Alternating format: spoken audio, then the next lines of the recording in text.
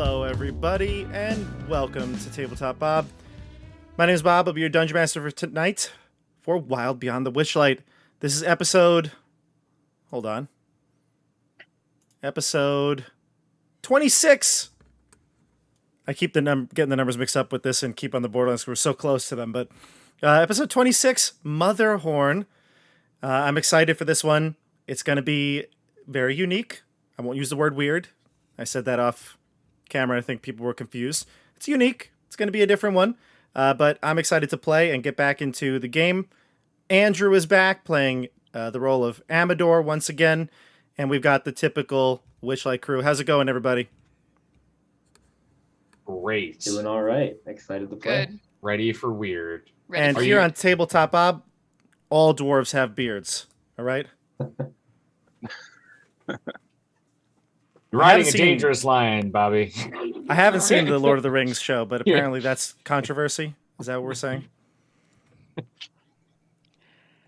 Are you about to reveal in this episode is the weird thing that we're actually in Descent into Avernus? Ascent into Avernus? Descent. That would be something different. Are you ascending sure. or descending into Avernus? In D&D? You descend. Yeah. Ascending. No, descend. Descending. Okay. Yeah. I mean, it's the top layer, so I mean... Well, I guess it depends on your perspective. But in the actual game, it's called Descent into Avernus, but we're not playing that. Nor are we playing Icewind Dale Rime of the Frost Maiden, but we did have a Rime of the Frost Maiden reunion episode on Friday. Andrew, wasn't that awesome? It was, and we were again blessed with Lathander's presence. Why? Why were we blessed with Thander's presence? What happened? Because he directed us to go resurrect Oh, right. Oh, yes, yeah. Flair, and then Flair was the one that saved the day and redeemed the dragon thing. That's true. We did have... It was... When I say... And Dasha knows this group very well because she played Velen Harpel in that game, but Oh, yeah. it was perfect Icewind Dale Musketeer nonsense, Joey nonsense, and then fate finding a way to make the perfect ending. I don't know how it happened, but it did, and it was awesome. That's on the Journeys to the Radiant Citadel playlist and the Icewind Dale Rime of the Frost playlist. So you can see that in a couple different ways, but that we played on Friday, and I'll leave a link to that down below in the description, or maybe in the comment. I'm not sure where the best place to leave these things are, but I'll do that.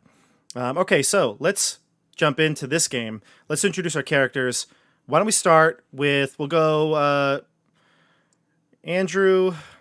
No, we can't start with Andrew. We'll leave Andrew for last. We'll just go randomly to the person left of Andrew on the screen. So that'll be, let me just double check. Dasha, why don't you start us off? Of course, always. Hello, everyone. I am playing Siggy, a fairy rogue. She is nervous but excited to maybe start invading this hag's castle because her brother is in there, we think. So Ooh. she's excited for a potential twin reunion. It's been 8 years, so I don't know how it will go or if he'll even recognize her. But I think she will recognize him because he has apparently stayed looking young. The same age as when he left her, so we'll see what happens. Rowan should be the same age. That's the word on the street. But who knows? Let's jump up to Mike. All right. I'm playing Professor Oscar Tennant, who, I mean, there's not too much to say, right? Still trying to find a way home. He's And where's helped broker this potential peace between these two warring tribes and is hopeful that maybe we'll actually kill our first hag. I was going to say, not too much to say. You were instrumental in the peace accord between the Corrids and the Briganox.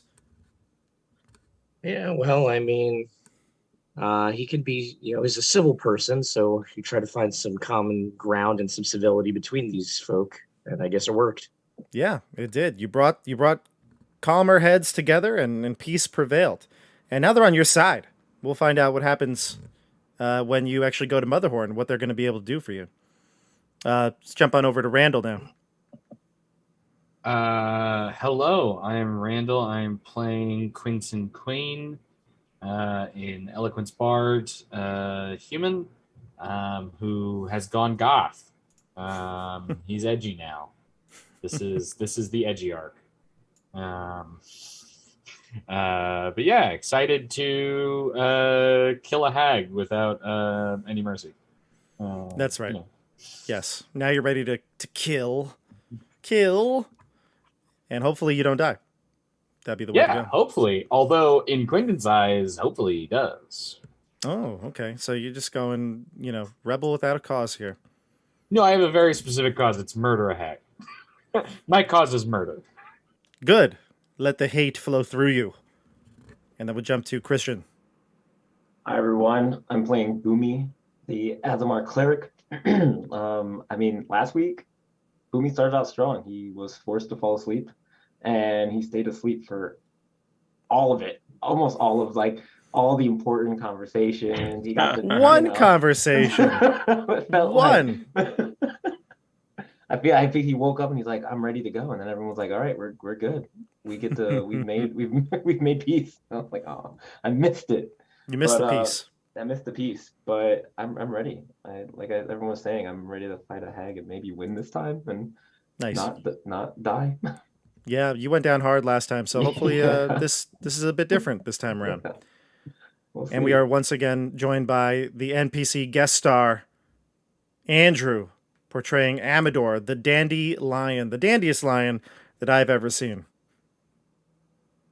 Yes, hello, I am Amador. I am a 3-foot tall dandelion, and I am in love with Pollinella, the beautiful bumblebee. And as you see, Pollinella was recently starred in my most recent copy of the Natural History magazine. And you can see that she's got personality, Oh my not gosh. just Wait, looks. hold it Looks up like a little she's bit. found Hold, another wait, hold flower it. too. Hold it centered more. Yeah, center more. Bring it up. There you go. Up more. There it is. She's got personality. It is an article about how insects such as bees, social insects, can have different personalities despite all being identical drones. Did you read the article? He skimmed it. I read the first page. I have yet to read the rest. He skimmed it. The cover? You read the cover of the No, I month? skimmed it. There's also different stuff in it. The cover only has one sentence. Yeah, a lot happened last week. You brokered peace between the Chorids and the Briganox, who both thought that each other were working for Ednelin Moongrave, or Bitter End as they call her. And the Briganox claimed that they were also missing their chief architect, whereas the Chorids were missing their head engineer. So both groups missing a vital member of their clans. And you had promised to go and save them, and there would be peace, because this big misunderstanding was all, like I said, just two people, two groups, unaware of the situation. And you were able to get that peace deal done, and they promised you that if you're going to go and attack Endelin, then they will help you, and they'll do whatever you need. They'll come at your aid however you'd like. I don't think we decided exactly what you want them to do, but probably some sort of distraction, I would assume. And then you also met in the mine Molliver. Molliver is a member of Valor's Call, similar to Elkhorn, who you met earlier in the adventure. And Molliver told you that there was a battle at the Palace of Heart's Desire, Zabilna's palace, but she had left long before the actual battle took place. Something must have happened, because as soon as she had left, the fogs crept in, the hags took over, and whatever battle must not have gone Valor's Call's way. There's another group here called the League of Malevolence, who they were tracking, and they were hoping to deal with here in Prismere, but she doesn't know. So it's up to you all to figure out what's going on, and you're going to see the hag, Endelin Moongrave, for all the various reasons you said, and that's where we pick off. Where exactly did you want to go? I think you were headed through the tunnel in Briganock Mine, correct? Okay. All right. Yeah, I think Discuss. because we stayed in Chorids and then we were going to head back first thing. I think Right. we want to reach where the actors and like other enslaved people might be like under the stage, like Yeah. behind the in the wings, so to Mhm. speak, I guess. And we Tell thought me that then- maybe the tunnel could take us there. Right. You're right. I remember that now. So tell me the plan then. You're gonna head. Let's just review everything. So what do you want the Briganox to do, the Chords to do, and how are you getting there exactly? You're going through the mine, and who's going with you?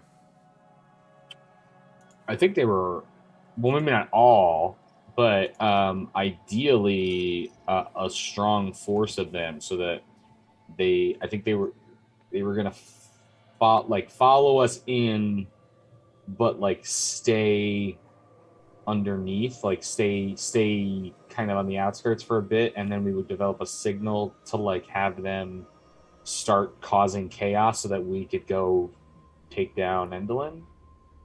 Does that sound right? We definitely talked about this during the week. Yes. Totally. We are very well Very coordinated and organized. Yeah. We're doing this for your benefit, audience, because we want you to have the same working it out experience.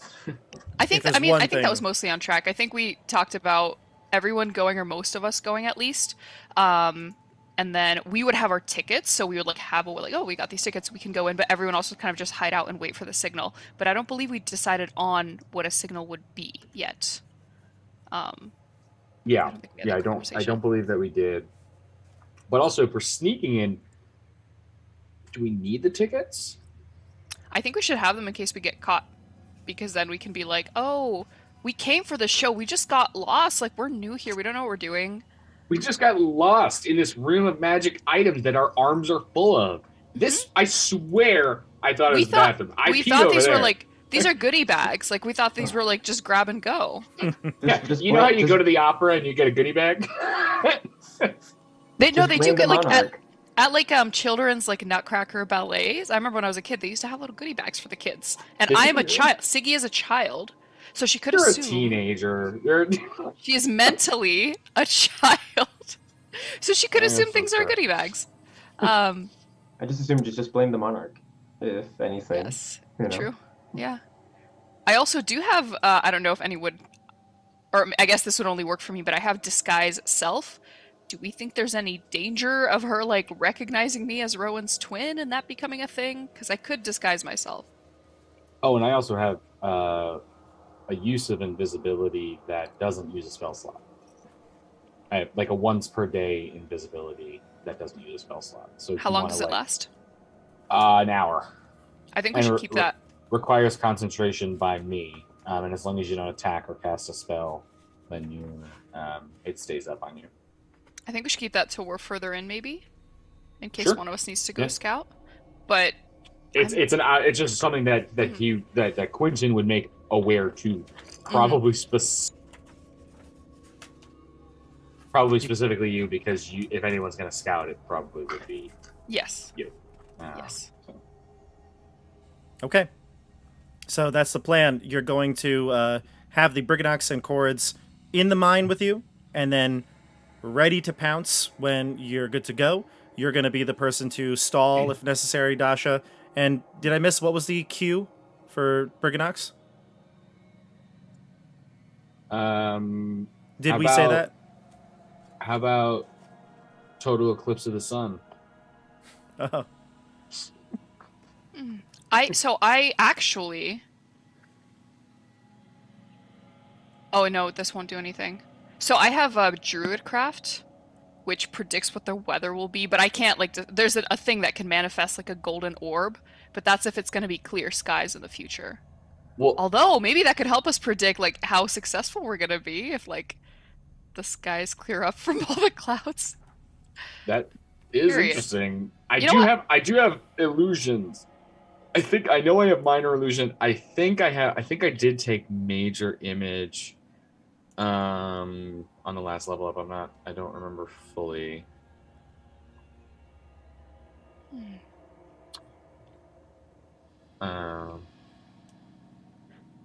But also we are bringing Gleam, which possibly in combination with Glister would act as an eclipse because we know that Endolin was afraid of like the combination of glister and gleam.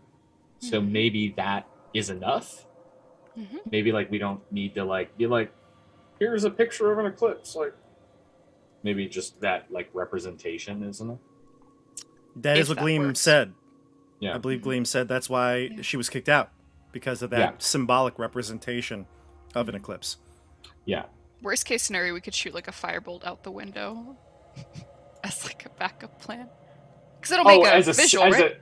As a sign, like a flare. I Like was a like, flare. to create an eclipse? No, I just as like a flare if we really, really need, if nothing else works, if the eclipse thing doesn't pan out, if we Gotcha. need backup. Oh, wait. I'm also silly. I took the message cantrip on my last level up. So if we're within 150 feet of them, I can just silently message them. If you're within 150 feet. If we're within 150 feet, which, I mean, Motherhorn That's is not pretty long. It's about 50 meters. I also Thank do you. have. Thank you for that translation. I would also probably tell the party I now have Yeah. enlarge and reduce as a spell, as a Oh. cantrip actually. So if anybody needs to be enlarged and or reduced, As a cantrip? yeah, that's part of the fairy race. That's pretty cool. I get That's- Druidcraft and enlarge reduce. I got it at this time we leveled up. That's crazy. Yep. All right. Well, thanks, Jeremy Crawford. That's cool of you. Good looking out. All right. Anything- So. Not a cantrip. She can cast it once per rest, but Yeah. That's should true. make a That's true. giant, Oh, okay. But You you just Yeah, not but it have cast doesn't a use a giant, spell slot. It doesn't use a spell slot. Gotcha. should make a giant Correct. Charles. Right. Could. It's true. Or, Or a tiny s- Charles. Small Charles. Yeah. Yeah. Baby or Charles. a really small Siggy. Yeah, or really, really small lemon. That's it. Yeah. Oh god. Yeah, that's how we kill Endolin. We're gonna shrink Lemon, and then she's just gonna choke. Endolin's gonna choke on Lemon. All right. So I mean, well, we have to go over that whole bridge thing before we even get there. Before Does we the do br- that, oh, go ahead. No, I go want to ahead, do go a thing before we leave, but you've Sure, finished no. your thought. I was just gonna ask, does the bridge? Do we know? Does the bridge like go? Is the end of the bridge Motherhorn, or is it like end of the bridge and then we got like another 350 feet before Motherhorn? End of the bridge, and then a long, long way, like hours of walking. Oh, okay, cool. That's Yeah. good then. Okay. It is some walk-in. I can show you. Like Christopher. Christopher running. Sure. So, Lemon, you said something about Lemon. Lemon could also be someone who, in Motherhorn, if you needed, you could give her the cue, and she could fly off and get the Briganox. She'll That's probably true. offer that as well. And I could even, if we needed to, I could make her, if like we needed her to be like super stealthy, I could make her invisible while she flies out, so there's like no risk of her being found. That's actually pretty good. Yeah. Yeah, that's good. Yeah, so she could just be our messenger. Right. to Nothing in the Briganox. Feywild can see through invisibility, so it's probably safe. Oh, definitely not. I mean, I don't think like her prisoner actors and like abused theater staff have true sight. Like maybe she does, but like that's one person that Lemon has to avoid. But totally like, fine.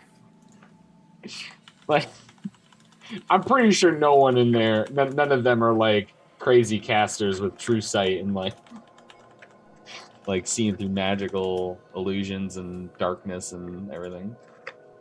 I'm sure it's fine. I'm sure it's totally. I'm sure this won't come back to haunt you. Okay, so we're gonna head out. Dasha, you said you want to do one thing before you go, and Yes, Mike, do you yeah. need to do anything with Charles or Christian? Do you need to do anything? No, I think I'm ready just to head on in. Okay, go ahead, Dasha. What do you need to do? So this is just out of curiosity because I just mentioned it and thought of it. This place has like super foggy, cloudy, dark skies right now, right? And It's Is that- lightning and thunder pretty much lightning all and the time. thunder. And we know that started when the hags arrived. When the Yeah. hag Same with the arrived. fog. Yep. Mhm. That Okay, is so- correct. I am going to cast Druidcraft, which will predict the weather for the next 24 hours. So I'll put it in the. It is going to be a rainy and lightning-y and dark. Yeah. I want to see if this is going to predict whether or not we'll be like I don't know if that could be a. Oh, I like don't know a if we way could to do that, but like if we're successful and get rid of the shitty weather, Oh, a way to shit, protect. that's brilliant. Yeah, a way to like predict the future. yeah. So if it doesn't predict the future or we're gonna fail, it would just I guess show clouds. But if there will be clear skies, a golden orb should appear hypothetically. That's Is that what it says?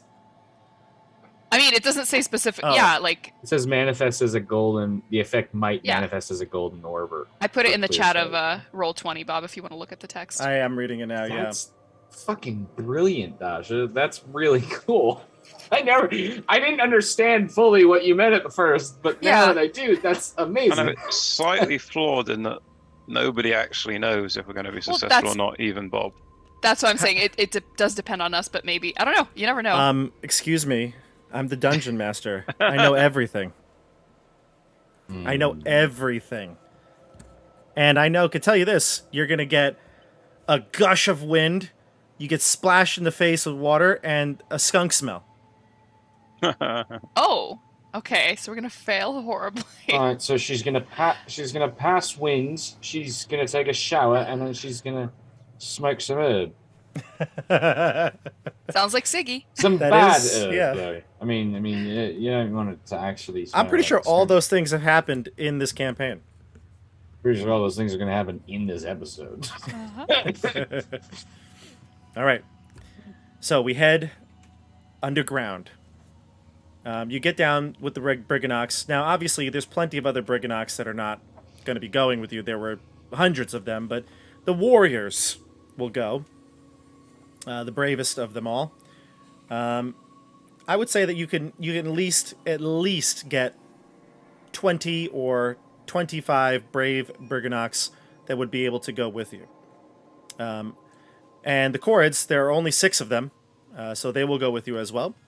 Our Gantel is probably, was probably told by the rest of them not to go, and yet she's going to demand that she goes because she wants to be the one to free her engineer, and she's not going to let her people, who have basically been mistreated by these hags for so long, go out without a fight.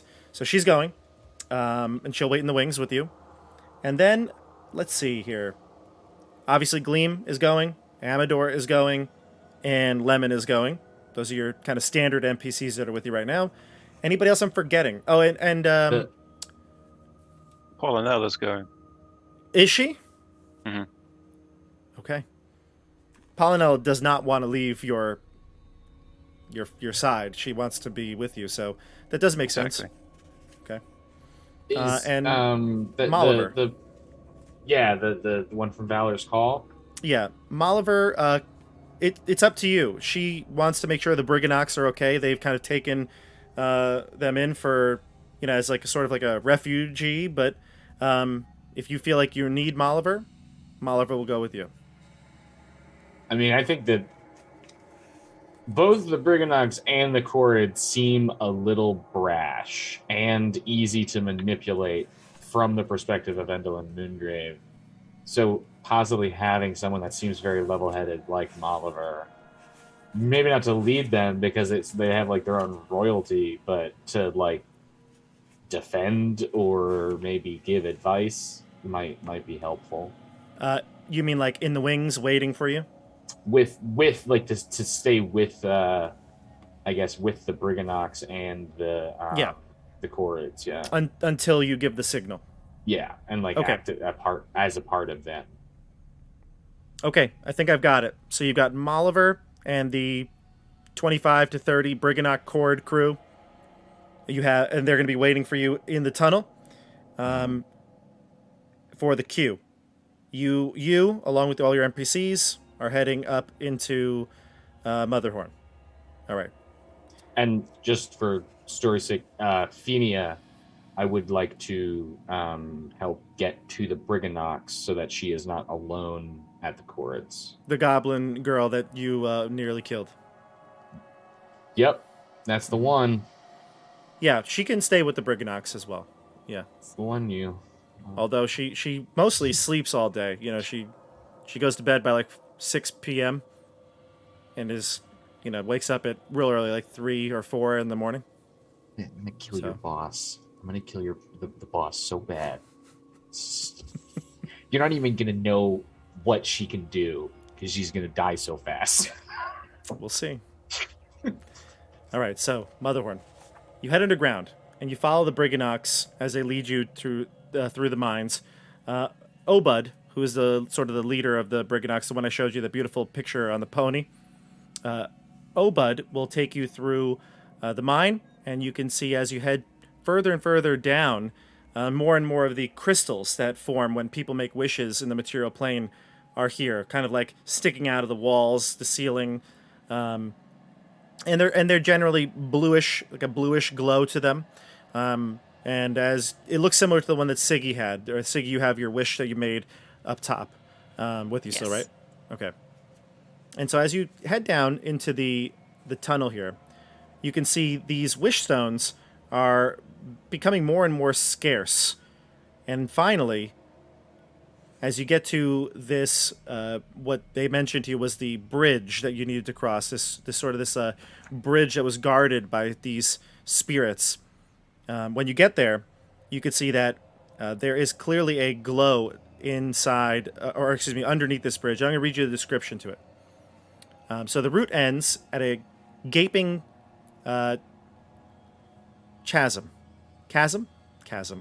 on the far side of which is a grotto full of stalactites and stalagmites. A Which one are truss which? bridge constructed of intricate wooden struts and beams spans what appears to be over a 100-foot gap. Beneath the bridge is darkness dotted with dark purple lights. Well, Obud says, here we are. Jolly old Riven Wish Chasm. Best stay on the bridge and not dilly-dally. Has anybody ever fallen in before? All the Briganox in unison. I'll take that as a yes. What happened to them? There was Lefty Larry. We said he had 2 left feet. He turned left. And where is he now? They all do like some sort of like equivalent of a sign of the cross. Poor Larry. Okay. He fell in. The spirits got him. Well, Amador will lead you here. Oh, Follow me. Amador. I'm going to pull out my rapier. And start to proceed across the bridge. I will 1,000% be flying over this so as not to add weight to the bridge. It's definitely like Indiana Jones. That long bridge. Yes, we shouldn't dilly or dally, but will this bridge collapse? Amador's walking while you're talking. He's now on the bridge. Can I fly 5 feet ahead of across. Amador? Can I fly ahead of everyone and just like be hovering over the bridge but be inspecting it as I'm going for cracks or for weaknesses? What is your flying speed? My flying speed is, I think it's 30. Okay, so then you can't catch Amador because I think is your speed okay. 30 as well? Yeah, but I'll see her. I'll see what she's doing. I'll figure it out, and I'll let her go ahead. Thank you, Amador. Good idea. Okay, so you'll kind of pause, right? Do you get like how far do you want to go before you let her take over? I'll go 5 feet on, and then I'll wave her on. Okay, you go 5 feet onto the bridge, and you just kind of hang out there. Polynel's floating by you, sucking on your nectar, and then All right, maybe Siggy, when we're not on the bridge. You know, I mean, you don't want to distract the leads. I don't. Again, what is your nectar, please? It's a secret. I can't answer that. Is that Amador or Andrew? Who said that? They're one and the same at this point. Siggy, give me an investigation check or perception. Depends what you're trying to do. You're looking to spot something like basically just figure out if there's a place where this could collapse. Like, is there a crack forming? Is there any obstacle that might cause someone to trip and fall over the edge? Okay, give me an Any investigation hazards? check. Investigation. Amador has a brief look as well. You can roll That's as well. 16 for me. 16? I did perception. Okay. Let me switch this over to our Roll20 screen here. What'd you get? 10. 10? Okay, and Siggy, 16? Yes. The bridge actually looks pretty solid. I mean, you don't see any sort of like structural integrity issues. Andrew, same as you're looking around. The one thing you do notice, though, Amador, even with the 10, is down below the bridge. You don't really see a bottom, but there are those faint purple glowing areas that you saw from even at a glance. You now see 3 slightly green glows as well. Just a faint dark green glow mixed into a bunch of purple green areas or purple areas that glow. Oh, messieurs and mesdames, I believe I see the green spirits that guard these stones. But perhaps we must proceed rapidly. Obud Yes. is going to agree. He's gonna be like, yes, we must go. The spirits must be coming. I'm going to proceed at 30 feet an action over the bridge. Okay, you move the rest of your feet, so 25 Walking feet. speed. So I'm not going ridiculous. I'm not running, so I'm going to trip over. I'm proceeding cautiously but rapidly. Okay, so Amador goes out 30 feet in total, right? Uh-huh. Siggy, you're 30 feet out or so flying, and you now see the green as Amador points it out. What are the rest of you doing? Following. Yeah, I wouldn't lag behind too far. Okay, what about you, Mike? Yeah, I'm following. What about Charles? How much does Charles weigh, out of curiosity? Oh god. I don't know. I'm not sure how much they actually weigh typically. A big hunk of metal? Yeah. Let me see if I can find something on the internet. I think that he's actually made of high density plastic. A polymer. Yeah. Yeah, he's Charles. The reason that he keeps making them so quickly is Charles is actually 3D printed. He's resin. Yeah. He's a resin mold. He's a lightweight, brittle resin. Absolutely. That's why he also keeps breaking. He's brittle. According to this website about Eberron, they're usually somewhere between 160 to 220 pounds. Okay, It seems that's not bad. very light for a creature made almost entirely of metal. We'll take it as canon, about 160 pounds. Plus, you're making him with scraps at this point, right? This is the 100th iteration. Yeah. This is bottom of the barrel, Charles. One of his All right, legs so- is a baguette. So the 6 of you, I guess not the 6 of you, the 5 of you head onto the bridge and you move about 30 feet. Now, assuming you're just kind of right next to each other, so we're not using a grid or a battle mat here, but you're within like 10 feet of one another, trying to rush through this bridge. The Briganox, because they're so small, some of them are running on the side of where like the handles would be. So they're like running on the sides. Some are running by your feet. They seem very nimble and adept at avoiding your footsteps. And then Molliver is actually waiting at the end until all the Briganox and Cords kind of get across.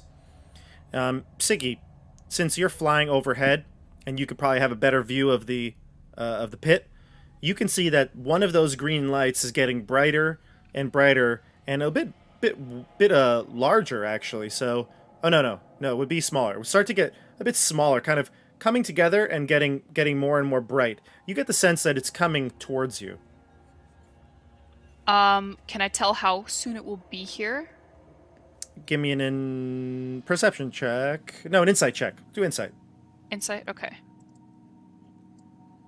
And as I'm doing that, I'll be like, guys, I think we might want to run. 17.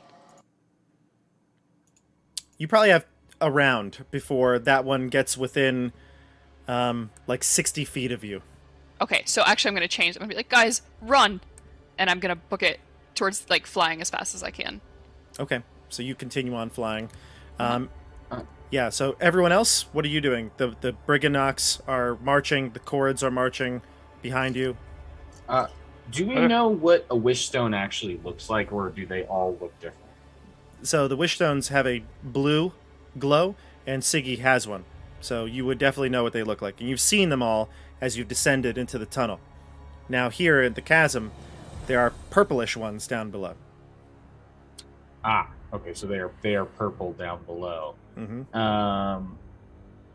Got lots of colors going on. Blue colors, purple colors, green colors.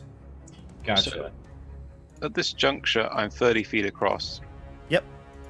So if the thing's going to be within 60 feet in one action, that means I'm going to be off the bridge and 10 feet off the bridge in one more action. So I will proceed at a fast walking pace, but slow enough to be looking out for obvious defects in the bridge and watching my step. Okay, so are you going to just move 30 feet, or is this a dash action? I'm going to move 30 feet. Gotcha.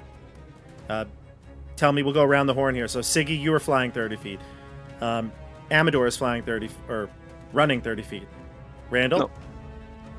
No.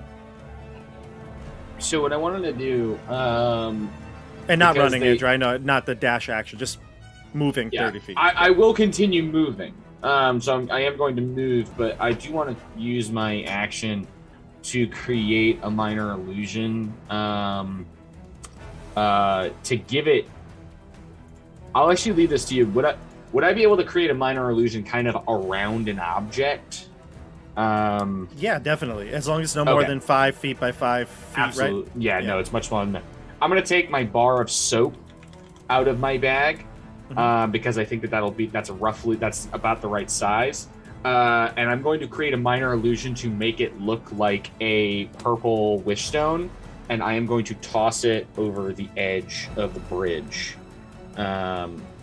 Like kind of, I mean, well, obviously in a different direction than us, but toss it over the edge of the bridge in a way that it would kind of pass by the purple, or not the purple, the green light.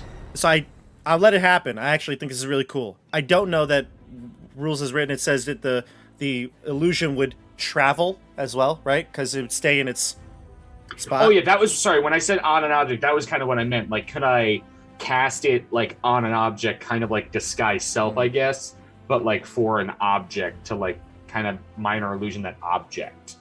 I don't believe so. Rooted but in the object, because I'm cool with you casting it. Say anything about it, but I'm cool with you casting it like, down below in the chasm to make it look like maybe even with a trail of light or something, so it looks like something was being thrown and then it kind of disappears. Sure, I would totally do that then. If you would allow me to do that, then I'll. That doesn't seem do that. unreasonable. Okay. And your goal is to hope that whatever these things are, go for that or something like that. Yes, yeah. To try to use it as a piece of bait to get away from us. So you throw one of the with something item, and you make it look as though it streaks with light and is going down. Yeah. Let's see.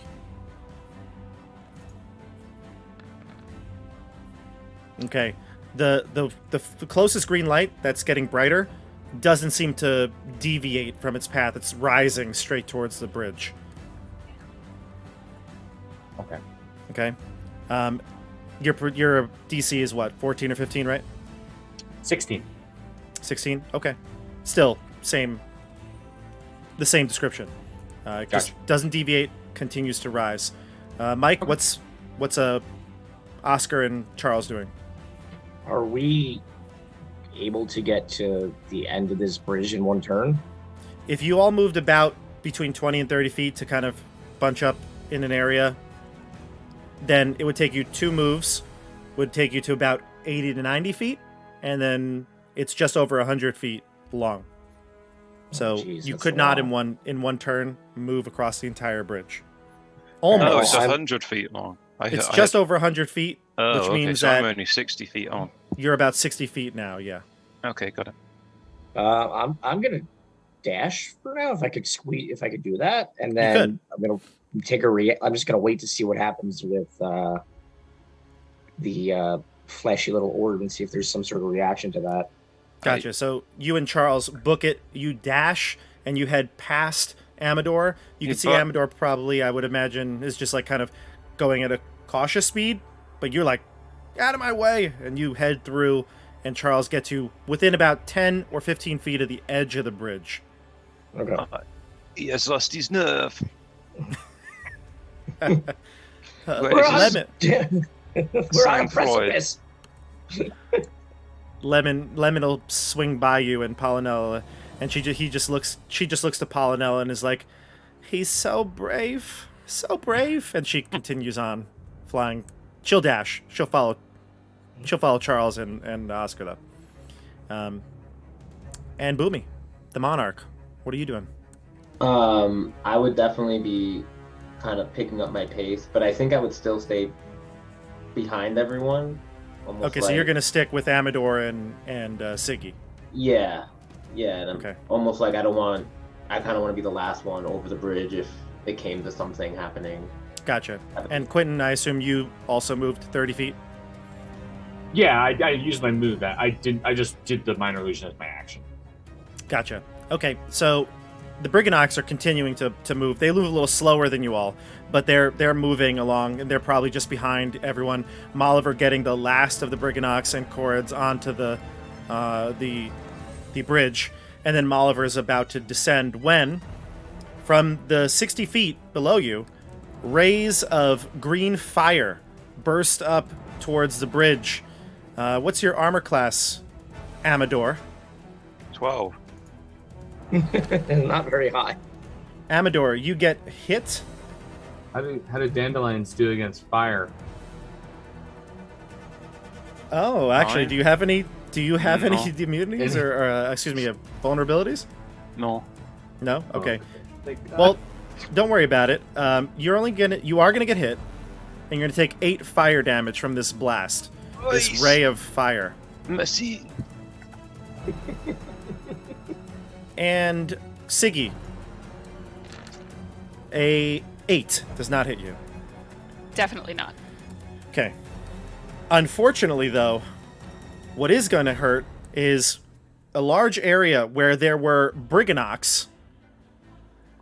A massive heat source begins to develop in the air, and then within a split second, a blast of fire emanates over the bridge. This is Fireball being cast By who? by these glowing green lights, and the light is What the ass? green. Lights Rather can cast than- fireball? Yep, these lights are casting Fireball. But the And Brigannols go across this bridge all the time. Drop the stones in. they actually don't really go across the bridge all the time. They never. I don't think anybody ever told you about this, but they don't because of the spirits that kind of scare them. They said they go and they throw the stones in. Oh, they go to the chasm and chuck it in. They don't go over the bridge very often. But they're following you, so a whole slew of Brigannox get taken out.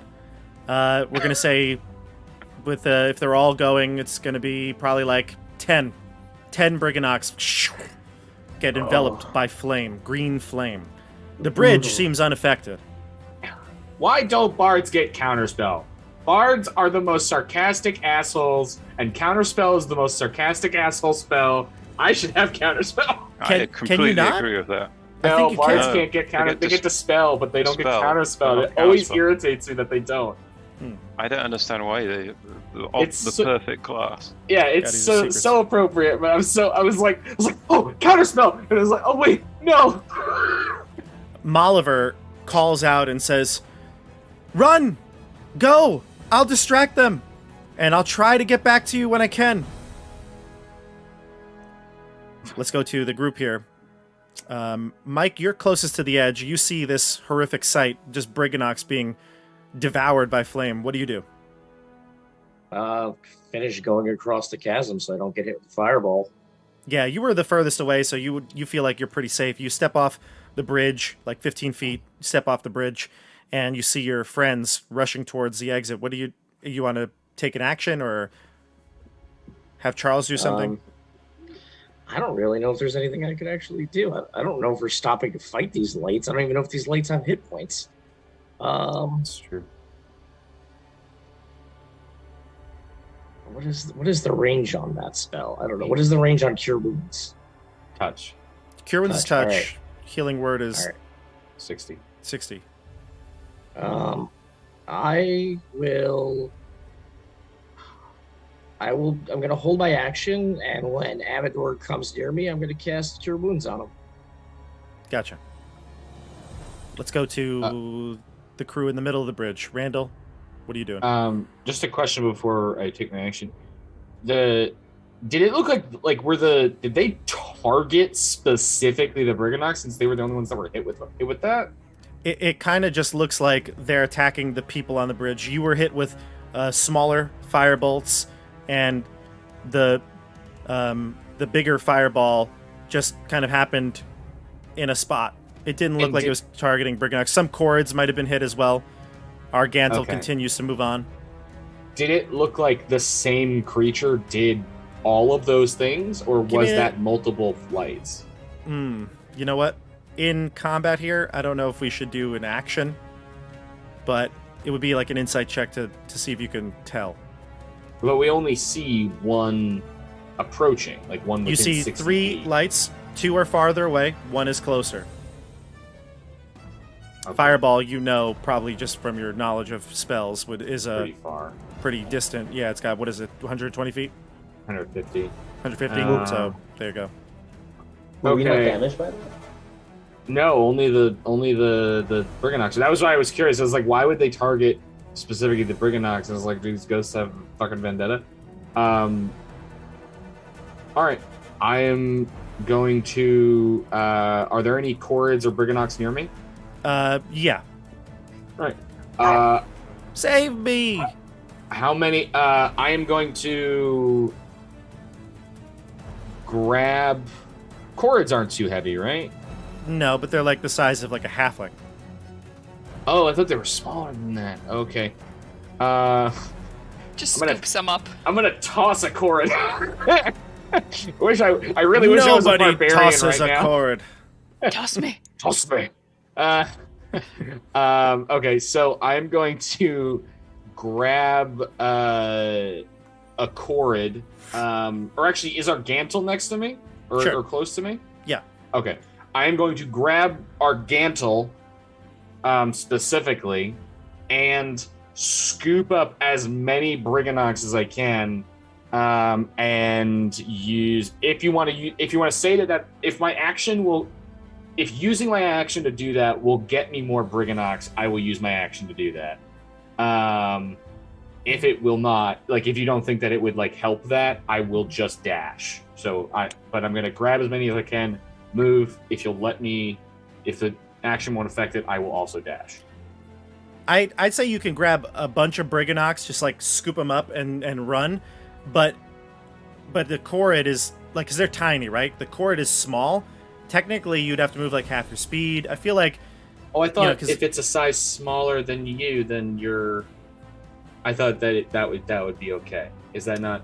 One size smaller, I don't think so, but it's. Oh, I thought one size smaller. Yeah, was although okay. that's actually, I think you think more rules for grappling, and she's not really opposing you. So, I'll say you could take her or a handful of Brigannox. Pick your choice, and then you could Okay. run and dash.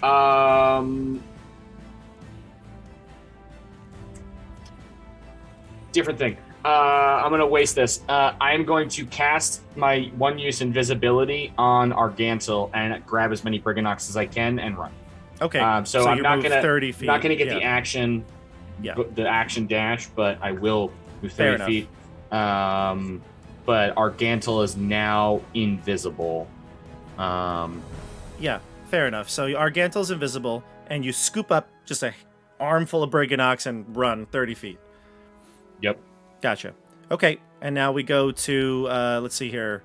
Siggy, Boomy, what are you doing? Go ahead. No, you go ahead. I was gonna say I was gonna Randall sort of had the idea that what I was thinking of doing is kind of, at that point I'm booking it now, and I'm hoping to pick up anyone who is, maybe if I can find someone who's remotely really injured, or even one that is not necessarily alive. I feel like I would just grab who I can, and I would just kind of motivate everyone else to kind of keep going. Right. So, as many as you feel that I am able to. Give me a. You know what? I will say this though. Give me, if you want to inspire, because the Briganox, they look scared, right? If you want to convince them to keep going, you'd have to give me a persuasion check. Yeah, I'll do that. I should have done that. I didn't realize they were that afraid. Let's see. I can't roll below 21. Yeah, I don't. What I get? I got a 13. What do you say to them? I feel like as I'm picking up a couple of them, I'm just. There will come a time. All I can think of is like, hold the line, like hold the door. When the strength of men. Whoa, those are very different moods. Yeah. Very different moods. Hold the line. Hold the line. Hold the Wait. door. Very Stay in different. place. Stop, drop, and roll. Spears and shields. Stop! Call EMS. Are you okay? Like, brace yourself. Just starts yelling anything that they've heard on battlefields. Slide to the left. Slide to the right. Chow, real smooth. The Briganox don't know to start dancing, roll around, or run. They don't know. Or fight. I'm kind of hoping just the action of me grabbing some of their fallen members just kind of motivates them. Okay, so let's maybe think of it this way. You're just like, come on, and you grab a bunch of Briganox and you hope they just do whatever they're supposed to do. I'm just hoping they do that. You know what? 13's not bad, and the Briganox are they are indebted to you, so I think that's enough to get them to continue on the bridge. The warrior Briganox. Yeah, these are the warrior Briganox. Very true. They have their thimble helmets and needle swords. Yep, they're picks. They're tiny little war picks. Now we go to what's that book with the? Is it Tale of Despero? No, you're thinking of. Despero. Sure, he's a little mouse. Yeah. But there's also the comic books Mouse Guard. I don't know if you've ever seen those ones. They're really good. There's also a whole RPG system that for Mouse Guard. That. Yeah, no, it's for Mouse Guard. Oh, is Mouse Guard also an RPG system? Mouse Guard is an RPG system, and it has. It was based on the comics. I'm almost certain. I collected a bunch of those. I was thinking of a totally different one, but that's cool if there's another one too. Yeah, and then there's also the other one. It's just like a series of novels. But anyway, so you were able to convince them to keep pushing on. Let's see here. And so, Siggy, did you say you were headed as well? Yeah. If there's anyone near me that I could grab, but I think I was so far ahead of everyone that there's. You're also flying, so yeah, you can. I'm flying. You can kind of just go your own way, yeah. I'm just gonna continue and just yell like, "Come on, we're almost there. We can make it!" Just trying to desperately encourage people. Yeah. Yep. So you're gonna dash as well, which you can get off the bridge if you do that. Yeah, I will dash. Okay. I will dash. So Oscar, Siggy flies and gets to you first. Boomy and Quentin are continuing to run. They're very close to you now. They're within one move off the bridge. And Amador, what are you doing? Sacre Dieu! What was that? Pollinella! Mede, free!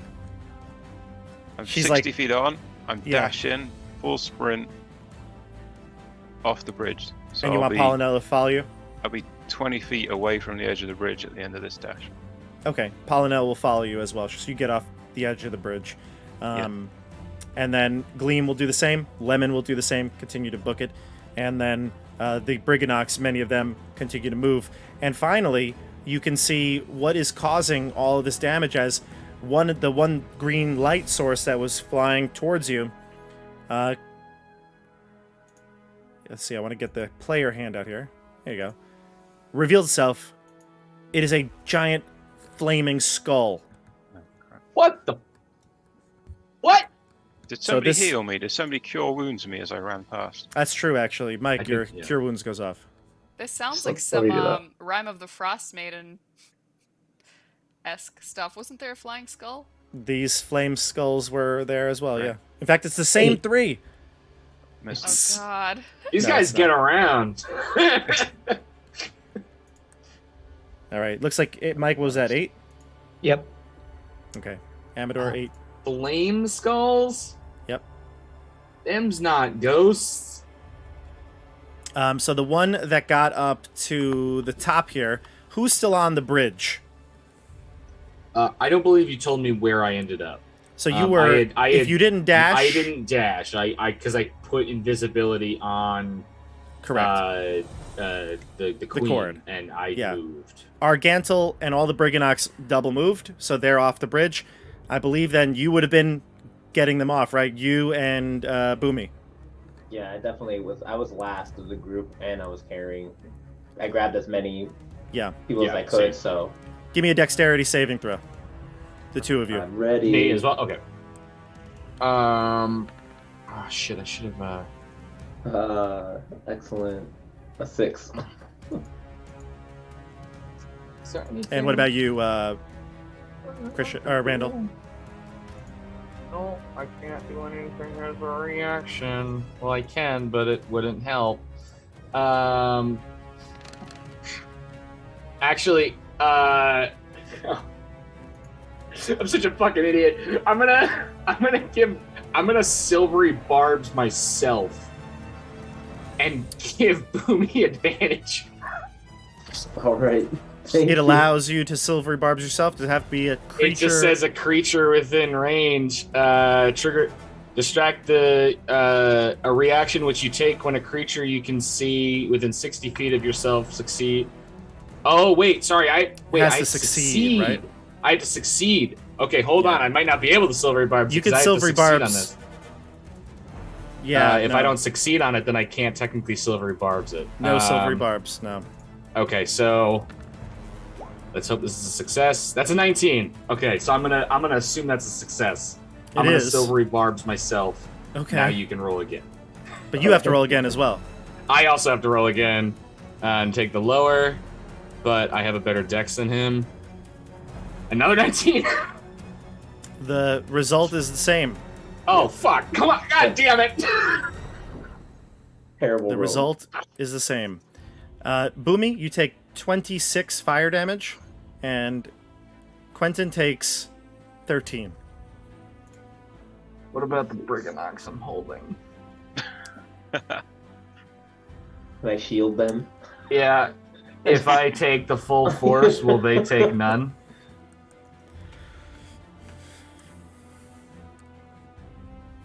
Here's what I'm going to say about this. You want to, like, put them in your coat, on your person, you know, like, whatever. You want to Yeah. keep them hidden.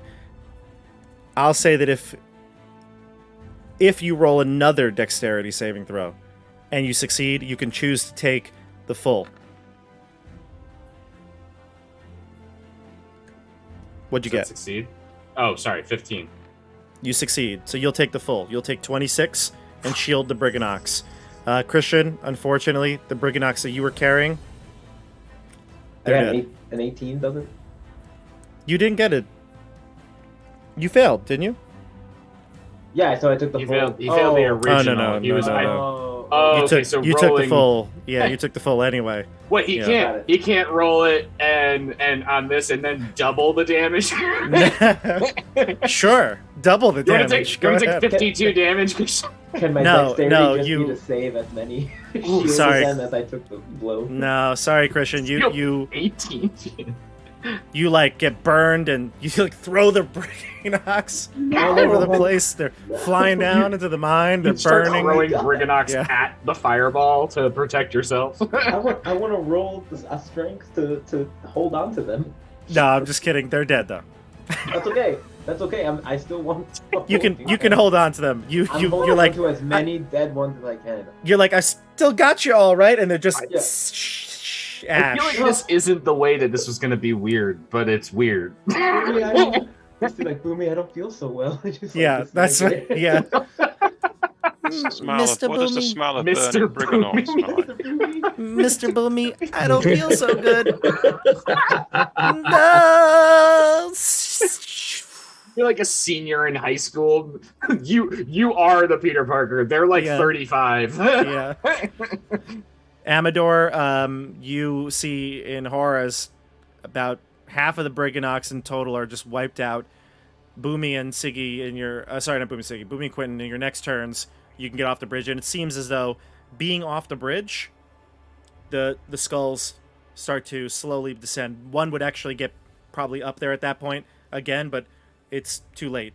Molliver's at the other end, you and the Corrids and about maybe 10 Briganox still alive are there at the other, and they start to slowly descend back into the darkness.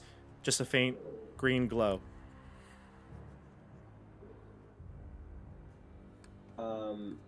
Mother, perhaps you better stay there and not cross.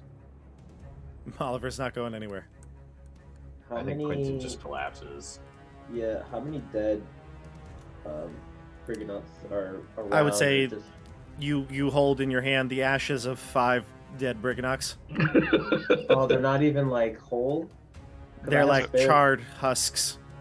I So we have- lost 15 Briganauts. We're doing good. There's 10 That's- left.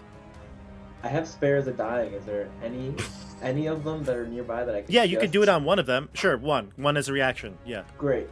Right, it's a cantrip, so I'm just gonna Okay. spare the dying on like as many as I could see. I'm just gonna like, like, you know. Just you The save hope- one. in One just the hopes Briganoc. of just getting one. Yeah. No. His name is Lucky Larry. Lucky Larry. Yeah. Were they all named Larry? Wasn't there Lefty Larry before? Yep. Yeah, that's a common. It's a very popular Lo- Briganoc name. Yeah. Long line of Larrys. Yeah. I'm gonna tell him That's to go. actually one of their. That's actually a name of one of Long Line Long Larry. line of Larrys. Yeah. Long line Larry. Yeah. He's very tall. He's the tallest Briganoc. He's Yeah. very, he's the tallest Briganoc around. He's Yeah. a whole He's nearly 5 a foot. inches. He's nearly a foot. Yeah. Nearly a foot. Oh Yeah. damn! Wow, that's almost a rat. That's a NYC rat. huh. All right. So the combat yeah, is I'm- over here. I'm gonna tell Quentin. combat. That was an assassination attempt. Poor Briganox. I'm gonna tell Quentin. You know, if we make it out of here, we need to write a song about them. A song that they can use to honor their fallen. That'd be like a. Boomy's Songs are for charge. the living, not the dead.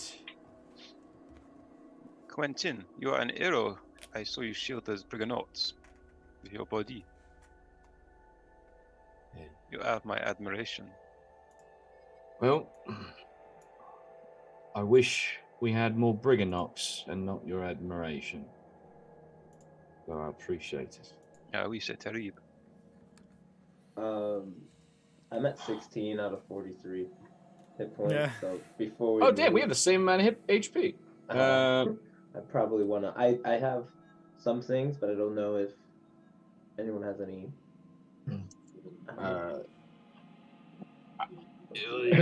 I think that if we're gonna go into this fight using all of our spells to heal ourselves, that probably not the best. If we have several hours of walking, we should use an hour to rest, because I can also Song of Rest and give everybody a little bit more HP. Yeah, I can only restore like 5 HP for like Yeah. 3. And we're not getting a rest in likelihood of us getting a rest in Motherhorn is I agree. extremely low, unless we get imprisoned. I don't think that we're getting a rest. Probably not. I mean, I guess you could, in theory, rest here in the caves. You still have a few hours of walk. Not a long rest, but a short rest you could probably take. Did Argantel make it across? Yes, Argantel and the Corrids made it across. Okay, so And only the the Briganocs. Unfortunately, they had very little hit points. Did their king or prime minister or whatever Grand Poobah, I believe, is what they call their Supreme- leader. Yeah. supreme leader Briganoc? Obud.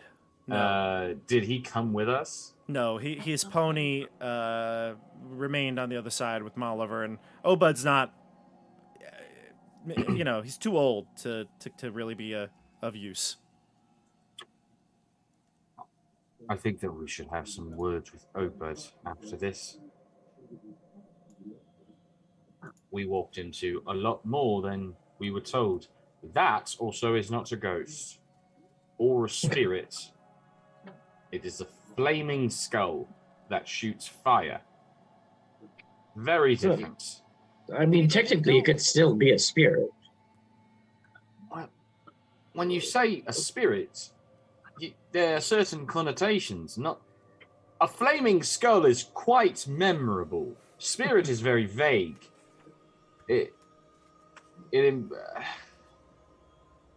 I can't imagine that if they knew that these things were here, that they didn't know what they were, right? How could they not know? Or he not know?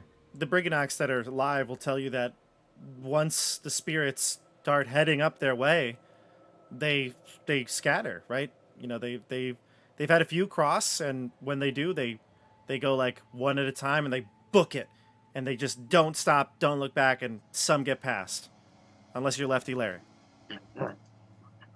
We also should have known that. We didn't know the some get past. We didn't know.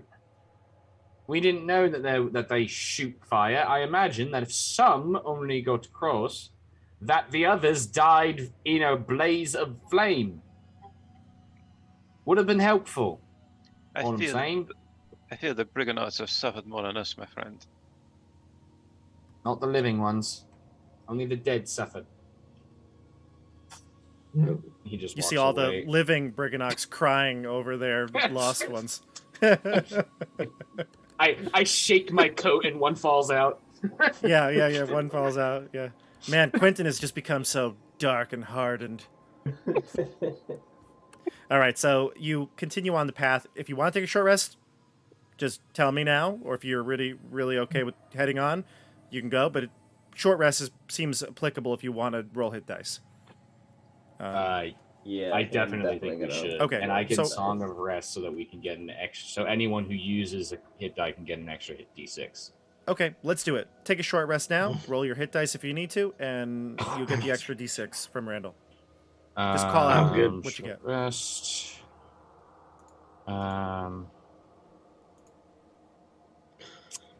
Automatically apply healing. Siggy's just trying to like comfort the Briganox and like giving them little hugs and like saying, "It's okay, your friends are in a better place now. It's fine. They're happy. They're frolicking in a world of dreams." Those You in can a probably comfort some. damp, dank cave. Definitely a better place. How much do we get, Randall, was your? An extra d6. Sorry, I was trying to roll mine through the thing and it didn't roll.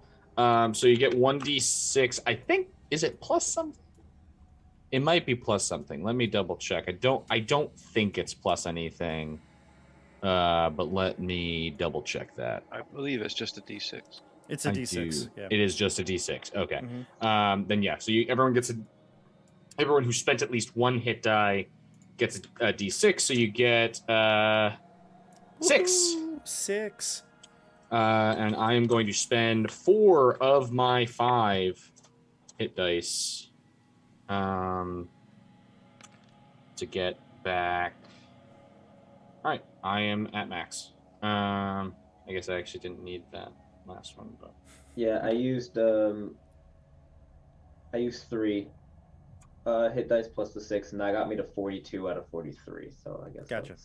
that's okay. And because I have so many written out bardic inspiration songs, and I have none that are appropriate for Goth Quentin anymore, or for combat. But I do have one that is slightly appropriate for Goth Quentin, but not for combat, which is also probably the most obscure one. So I will sing that one. Someone to heal you with touch. Someone with words that cut deep. Someone who dances with flair and who can cast sleep and teach you to swear. Being a bard. Being a bard. And just kind of trails off because it's like a 25-minute song. Free bird. All right, so you've Also, all rested. one of my favorite songs from Brock. There you go. So you've rested. You got some hit Yeah. points back. You've licked your wounds, and you've headed on to Motherhorn.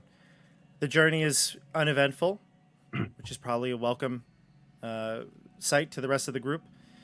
And it gets to a point where the tunnel that you're in starts to ascend, and steps form. In fact, you take these steps up and up and up. What seems to be for 15, 20 minutes or so. It's a long and steep kind of stairwell that kind of just travels up and winds. But ultimately, you can get to a point where it levels out and you see in front of you what appears to be some sort of a dead end, a wall. But sound is coming from the other side. In fact, you hear quite a few voices. Maybe about a dozen to 15 voices just kind of talking, chatting. Hard to make out exactly any sounds, but from the other side of the wall, it's a muffled, big room of conversation. What do you do?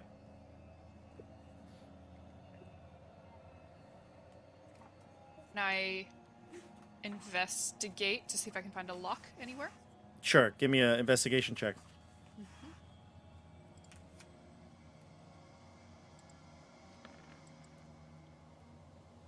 25. This is a secret door, no doubt. From your side, you could easily... There's some sort of mechanism that you can use to slide the door out.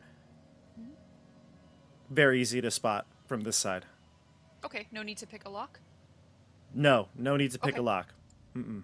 Okay, so I'll just tell the group, whenever we're ready, we can make our way out, because, we'll seemingly encounter people right on the other side, so perhaps we should talk before we go? Sure. Yes. Perhaps the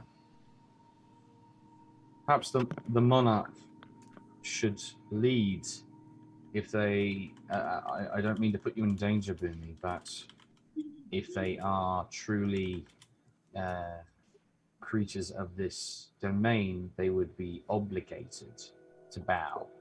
If they are hostile, that could buy us a moment. Yeah, no, absolutely. After healing and resting, I feel much better. I would be totally up. I will happily follow directly behind you. Yeah. And I'll get our tickets out just as a backup pass. Siggy's like the dad that's like, give me all your passports. I need to hold all of these. Siggy collected all the tickets and she's just holding on to them. She's like, this is our way in. I promise, it's our way in. Siggy wants to get there like 4 hours before the show actually starts. Yeah. Siggy has a fanny pack not because it's the new trend, but because it's convenient. And It's where she white carries New all her Balance. snacks. Yeah. White New Balance shoes. Immaculate. I genuinely think that like with like a pink or like light blue stripe on them is very Siggy branded. Yeah, and she would have a fanny pack. She'd have a really like glittery one. I actually own a really glittery fanny pack I got at summer camp this year when I was working there. And it's great, and I think Siggy would own something like that to have her snacks in. Amazing. Absolutely. All right. Ready to head in? I am. Whenever the monarch is.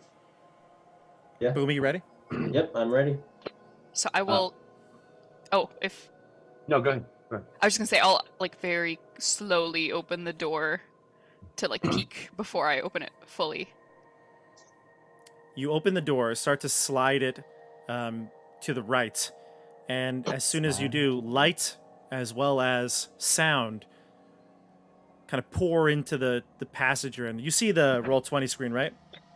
Yeah. And I think I marked where you all are. Yeah. Is this Gleam? Oh, here we go. Yes. Did we know that Gleam looked like that? I believe so, yes. She has a mask that has like a crescent moon on it. And I don't remember that at I don't all. remember that either. remember, she is the moon and her sister has the sun one. Oh, absolutely. No, I remember the description. I just don't remember seeing. I don't remember seeing it. Gotcha. I remember reading the description. I just don't. Is there a bigger picture of that? Yeah, Out is it- curiosity? Of Gleam. Yeah. Of Gleam. Yeah. You know how I am with artwork. Sorry to put you on the spot there. Wow, actually, oh my goodness, there is very accessible artwork. Look at And it's this. titled like correctly. And it is titled correctly. There you go. Oh, nice, Cool. nice. I guess There you go. so. I mean, no wonder. Wait, are those their masks, or did Endelin give them those masks? No, those are theirs from the carnival.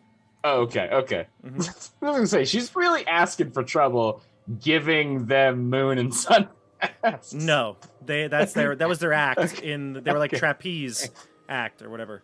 So They're Yeah. elves. They're both elves. elves, yes. I think wood elves, if I'm not mistaken. No, Gotcha. maybe not.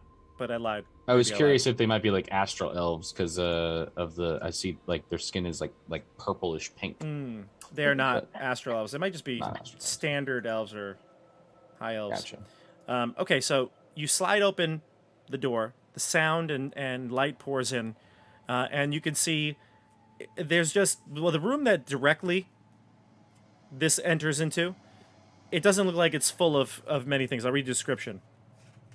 You can see that there is a room that where red light kind of emanates from. It's a faint red light, but it makes everything relatively reddish in hue. You hear the sounds of shouting and kind of conversation, chattering, coming from just another chamber beyond. And I can actually probably just start to take away some of the lighting here so you can see. Also, as we enter, something I did forget to do, I'm going to give Boomy a bardic inspiration, since he's leading and may need to talk. And I'll just kind of like put a hand on the shoulder and lean to his ear and just say, "Death comes to all, but great achievements build a monument which shall endure until the sun grows cold." Just push him forward. All right. I feel like That's it. like Boomy's like, okay. Am I inspired? Yeah, for the record, all of my actual bardic inspirations now will be like, oh, I don't know if I feel inspired. Yeah, that's kind of go on. Where's the compliment? By the way, that is a quote from George Fabricius, a poet. Look at you. You're the poet, Randall. Look at that. So you see the red lights shining in. There's just like some sort of storage room, but the sound is coming from the chamber beyond. Can we see under or like through a crack in the door to the next chamber, or maybe through a keyhole? I believe you can see in the map here. There's just a wide opening. Mm-hmm. That goes to the next chamber. I stopped seeing things after I saw a tiny doll face on the map. There is a tiny doll face. I don't like that. There seems to be a doll just propped up on one of the crates. Ooh, she could be spying for the hag. Ah! Whisper, nope, Put it away! nope.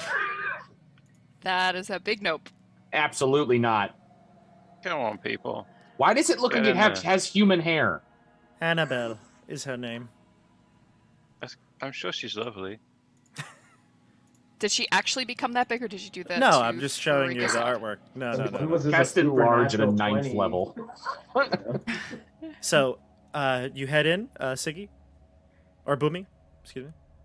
Yeah. All right, move your tokens, everybody. Place yourselves where you'd like to be. All right. Crates of props are stacked in this chamber alongside wooden backdrops draped in cobwebs. An 8-foot diameter circular wooden disc painted to look like a smiling moon leans against one wall. From the cluttered corner, a raspy voice says, "Psst, over here." I immediately turned my head. Who's there? Glancing in the direction of the doll, you see that it's a wooden marionette carved and painted to look like a human skeleton. It appears to be tangled in its own strings.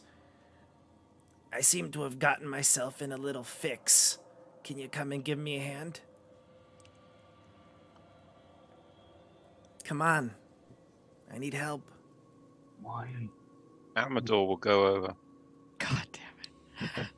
Polynella stays behind, does not go Yeah, near the Polynella. doll. How did this happen, mon ami? The doll says, actually, are you going to try to untangle it first or no? I'm talking to it first. Talking to it first, yeah. The doll continues to talk and says to you that I just was clumsy is all. Stumbled over my own feet. I got to get ready. We got a show to perform. Can I What do if an I? insight check? Sure, roll it. Insight check to see if she's being genuine. My insight's not great, but 20. Sure. You don't know this creature. It's a doll, so its anatomy and like the way it moves is hard to read. You don't sense any untruthfulness. Okay. The easiest way here would be for me to cut all the strings with my rapier. Oh no, Can I you do that? can't do that. No, you can't. Why not? Well, then I'll be useless, and someone will have to fix me. Endlin will be real mad. What's your That old- name? That old hag. My name is Break-a-Leg. And how long have you lived here, Break-a-Leg? I only remember living here. I don't know. A long time. But please, help me with these strings. I can't move. Have you seen Glister? We are looking for Glister, the elf of the sun. The creature looks around and sees Gleam and says, "Oh, you're not supposed to be here, are you?" "No. You're looking for Glister." "Well, she's upstairs, on stage, getting ready. Rehearsal's on right now. We're going on stage soon." Do you know somebody named Rowan? "Rowan, of course." Siggy like smiles, but also like can't really talk. And Can after I that, 'cause insight she's check like, that? You could, yeah. Yeah, but Rowan's not here anymore. what? Where did he go? Rowan was sent to the palace. Every time Which I pa- get somewhere. Which At palace? this point, I'm going to start untangling it while it talks. Sure, It give me seems a friendly. sleight of hand check. See if you can free it. Do you I know got an what's- 18 insight, by the way. Sounds right to you? I wouldn't say you Which sense palace any was Rowan untruthfulness. sent to? She looks around and looks at you all and says, "I don't know who you all are. I don't know if I can trust you all. What are you here I- for? And I wait, how'd believe you that- get here?" I believe that they mean heart's desire. I only got a 9. A 9, you're like fumbling, but you have leaves for hands, and it's very hard Yeah. to do those tiny, like, minute finger movements. So it's very hard. Siggy, can you help? You are very dexterous.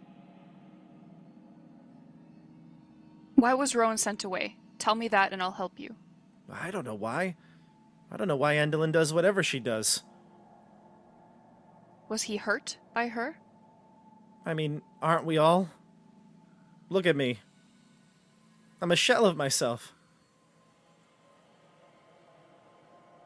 Okay. Siggy will start helping to untie her. Sure. Give me a sleight of hand check. You said that Glister's already on stage for rehearsal. Yes, in fact, many of us are headed there right now. But I can't move. 15. Wow, Why- on a 4? God. I know you have expertise, I'm sure, right? But Yeah. what else? How do you get to plus 11? Oh, the gloves. I have the gloves, No, that's yeah. that's without. I mean, right? What's your dex? Isn't your dex? Is your dex max? My dex is 5, yeah. Wow. Yeah, so that's without That's fine. gloves. So you would have a 20 Oh, wow. Oh, because you have expertise, which gives you your double your proficiency. Well, That's do you 6 have plus 5. expertise? Well, I'm assuming Oh. from the 11. Yeah, Yeah. then it's pretty good, yeah. So, okay. You, like, Amador's fumbling with his leave hands, and you're just like, flick, and all the strings fall into place. Oh, thank you so much. I was so worried I wasn't going to make the rehearsal. And then you hear a don't have noise from the rehearsal other today, room. There do was you? clearly chatter from inside here. And a goblin comes in and says, "Break a leg, come on. What are you... Oh. Well, who do we have here?" And the goblin kind of crosses its arm, taps its foot.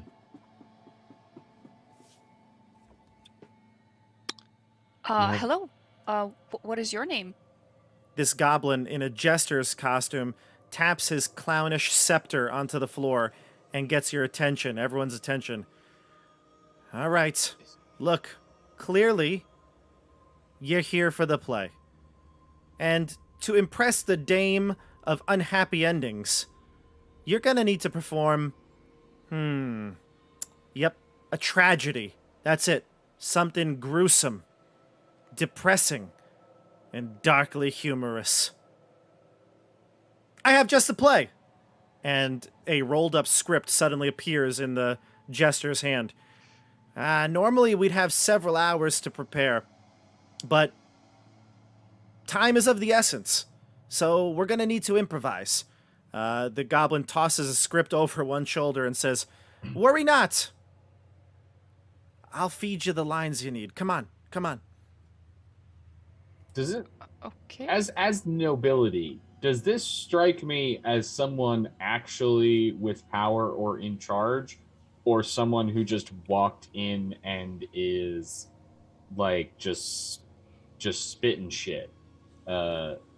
Spitting shit. Spitting shit. All right. By the way, I'm definitely coining that phrase. Why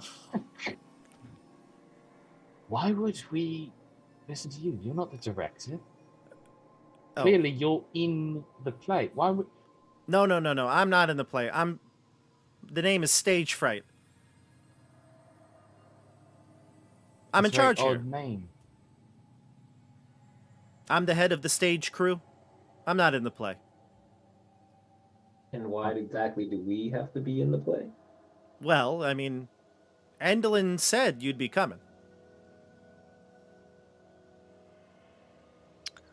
Oh, because of these tickets? Yeah, you have the tickets, right?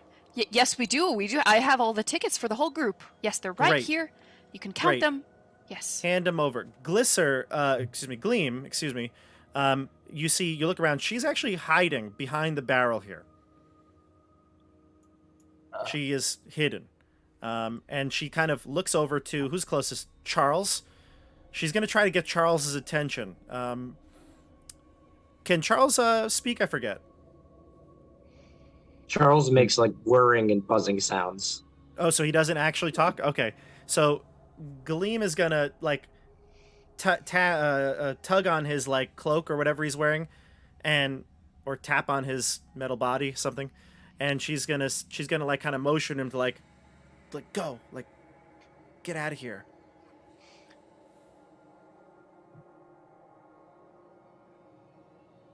If- Dear Evan Hansen now. What would Charles do with that information?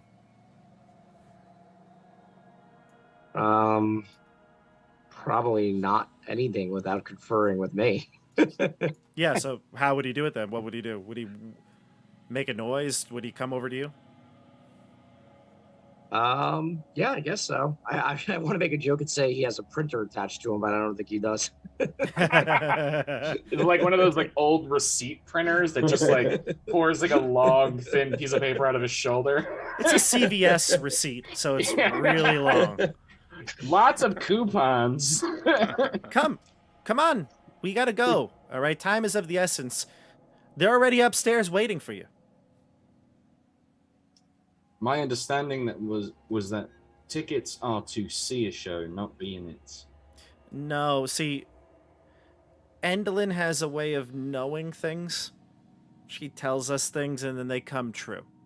So she told me to be ready for new actors and to have some sort of a play rehearsed, but you just got here. I wasn't sure if you'd show up, and now I'm worried we don't have time to remember the lines. So we gotta hurry, okay? Because she is gonna be real angry if you're not I there mean, on the stage. it sounds more to me that you need time to rehearse. We could just pretend that we didn't walk in yet. You could rehearse your lines, and then once everything's settled, we'll put the play on after. Oh, you don't seem to understand. The play is set to start in 10 minutes.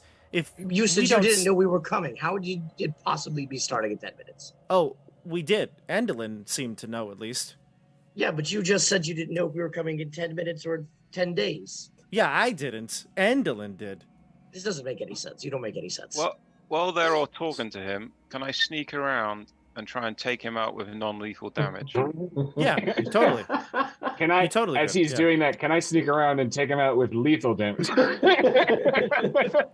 Now, Amador, you sneak around the side of the room here. Probably the goblin would be at the door frame of the next room. When you get closer and you can see into this room, there are... I'll just describe to you this room now that you can really clearly see it more. This room... Here we go. Where is it here? Here it is. So this room, it looks like a stage workshop. It's a cavernous room, and it is noisy. It's hot. There are goblins who are working a forge. Some are sawing wood. Some of them are painting wood onto backdrops. You could see a woman in tight-fitting dress barking orders to the workers, while a goblin frantically makes adjustments to her costume using pins, needles, and thread. A tiny creature is chained to a hooded lantern on a tabletop and is using a stick of charcoal to sketch something onto a piece of parchment at unbelievable speed, actually, like super fast. And a wispy bulb of light flutters next to him. There are also tons of other goblins that are dressed in like garb, costume, and actors here. I can show you a picture of a few of these people here. Let's see here. And of course, why would we have that? Yeah. No. Okay, never mind. Maybe I can't show you a picture, but yep. Okay. What do you do? So I see there's a lot of goblins in there. Yeah. And I kind of stay my hand and back up a little bit because he has lots of friends. There are like 20 creatures in the other room. Mm-hmm. Yeah. Are they all wearing? What are they wearing? Well, a variety of things. I think I was told the woman is wearing a like a green and blue dress, tightly fitting dress. She has a fan, like a paper fan. Has face paint and hair done up real nice. And a goblin is attending to her wardrobe. And she's barking orders at a lot of the other worker goblins who are getting backdrops prepared, and which seems like stage props. There's also forges in here. Some are working the forge, keeping the fire hot. And there's actors, seem to be rehearsing lines and things like that.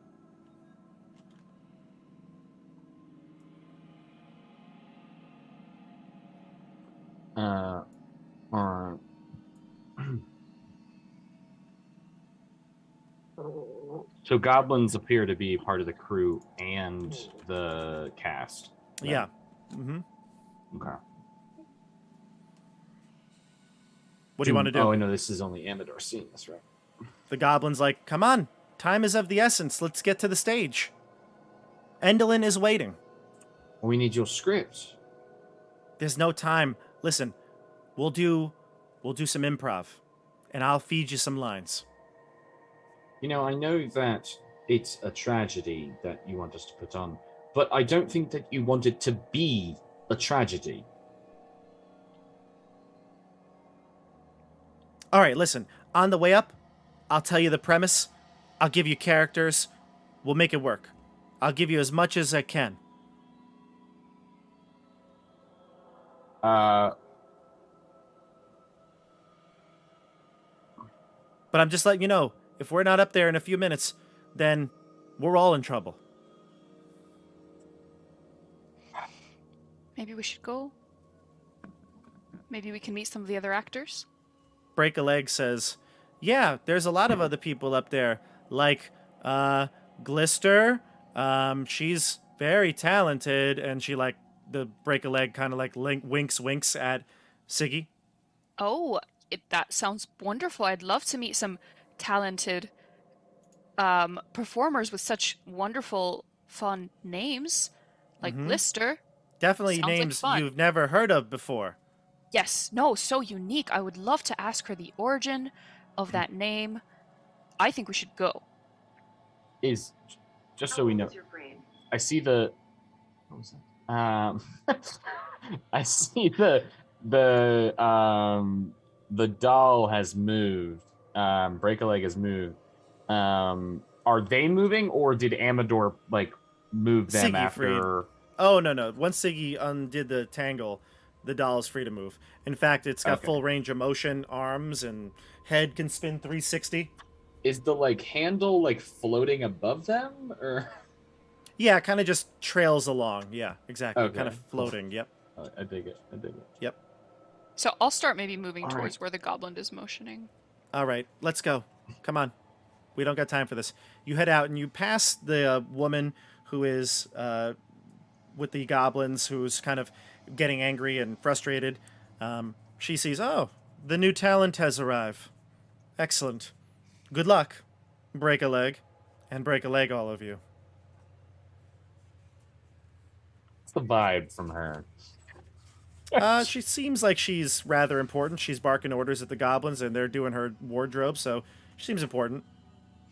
This all feels awfully like suspicious. Like I'm she- getting a weird vibe. Is she like? Is she human? She's human, right? You said, Yes. or half elven, elf, Yep. human. Okay. Yep. Stage fright will tell you, this is Charmé. Charmé is, well, I guess Endelin's favorite actor of the of all the performers, but we can all improve. The goblin kind of says with a disapproving tone towards Charmé, and she says, "Of course we can. Better hope this play goes as planned, or else Endelin will be very unhappy with you." Stage fright. Yeah, we got it, right? You're all gonna be good, right? You're all talented Yes. actors and such. Yes, I've been acting all my life. I could say I've been acting at least a few minutes. I've been told I could be a model, Lemon will retort. Well, So, good luck. Charmé, that's an interesting name. Is that? Are you from here? She looks at you and says, I don't believe you have the time for this. It's always time to chat afterwards. I'd love to meet new actors, unless they are cast out. We'll see. Hmm. We'll see how you do when the Suppose lights we are bright. shall. Although I will say we do have a bit of an edge, as we do have the Witchlight Monarch with us. And all of the goblins in the area, when they realize they're in the presence of the monarch, they bend the knee. However, the human does not. Oh, interesting. Quentin just like holds eye contact with her and just smiles. Well, I guess there's easier ways to get answers than you answering questions. And just Lovely. walks. Another monarch has come to test their acting chops. We'll see. I've seen many come and go. Good luck, really. I mean, break a leg. I guess that's the problem of mediocre acting. You always stay in one place and get to see others leave after you. All right, so up the stairs you go. The creature brings you up a like an elevator shaft here, and you head up to the stage. Sorry, not an elevator. It's just a staircase. I lied. I can reveal that right there. It's just a gate that opens up, and then it's stairs going up. But I'm gonna move. There you go. I could move Boomy there. I'll move you to another area of the map, so don't worry. My actually, agent told me that there would be an elevator. your agent, My agent told me there would be an elevator. So I'm they just saying. lied. They lied to you. I'm going to bring you up here. Here we go. Let's see. Oh, yeah, look at that. Are you all moved now? Did everybody go? Oh yeah, wow. Yes. All right, perfect. There Oh, we go. shit. Are we outside? Yep. So, I'll read you a description of this area. This is actually pretty cool.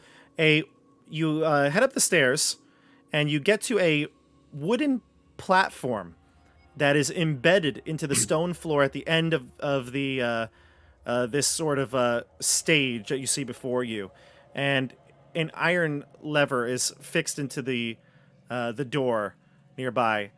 You head out into the lighted area where it's outdoors, and you can see this massive stage, an amphitheater kind of surrounding it. It's huge. An open air amphitheater carved from the slope of the mountaintop. Short, cloaked figures sit on tiered stone benches facing the stage. Enclosing the stage are 10-foot-high stone walls, which above you can see the stormy sky.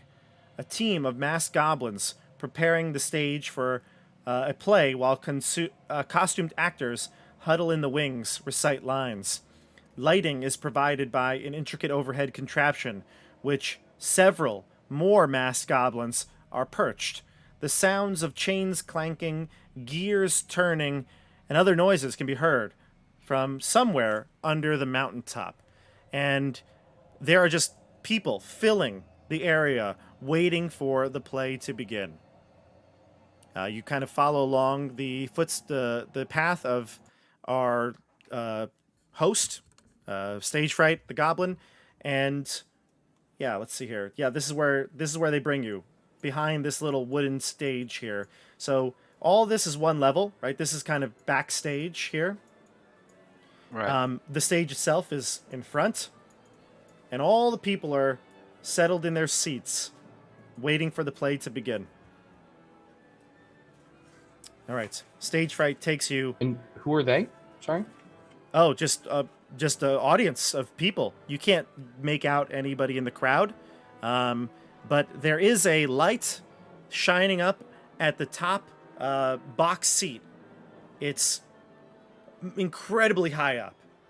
It's this whole tower that kind of rises out from the rock, which is basically, and I'm gonna zoom out here to show you, but basically this whole area, like past the amphitheater, this whole area is a massive tower that goes up, the castle that you saw from a distance when you were in the foothills of Yan. And so it goes up hundreds of feet, and like 100 feet in the air is a box seat, and lights are there. Did we just lose somebody? Yeah, we just lost Randall. Randall! No. All right. Well, we're gonna pause right before this play starts, just so we can make it more exciting here. We'll be right back.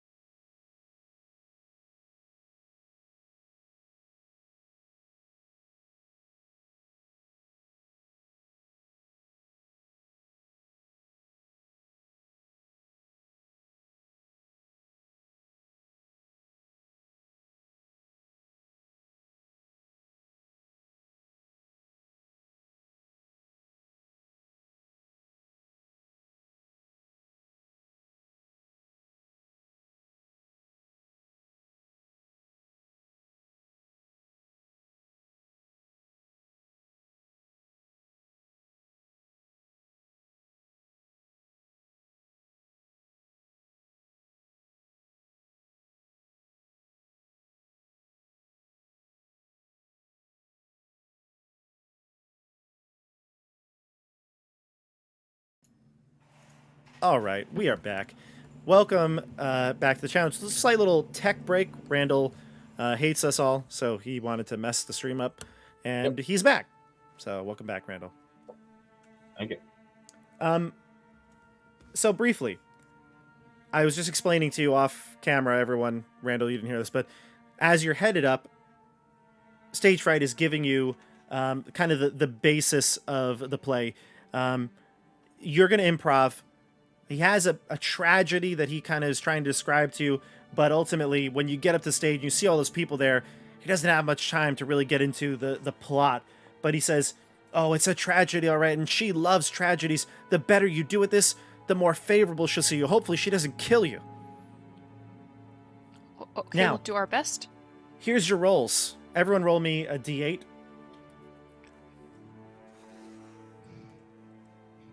6. Also a 6. Okay. All right, let's shoot the system. Everyone rolls the same number. We all play the same 5. character. So I'm just gonna the second person's roll. I'm bumping you up or down, whatever's the closest option here. Okay. Mike and I also both roll 5s. Yeah, and I'm gonna bump you down because you rolled last. So here's what we get. Amador, you rolled a 6. Amador, you are a cowardly noble. This is perfect because it is literally the opposite of who your character is. You are a cowardly noble. He's a brave peasant. Mike, you rolled a 5. You are a mean-spirited servant, which is odd because you do have a servant who doesn't talk. So you're a mean-spirited servant. Let's see, Christian, you also rolled a unique roll, an 8. Christian, you are an honorable knight risen from the dead. Oh, excellent. Checks out. Checks out. And let's see, we'll bump down. Dasha, we'll bump you up. You're a foolish minstrel. Checks out. This is all checking out. And Randall, we're bumping you down.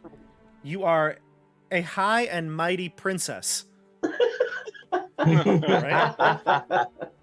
I feel like everyone got their role. I can make it and, work. Yeah. Is Lemon with us? Yes, Or- she is.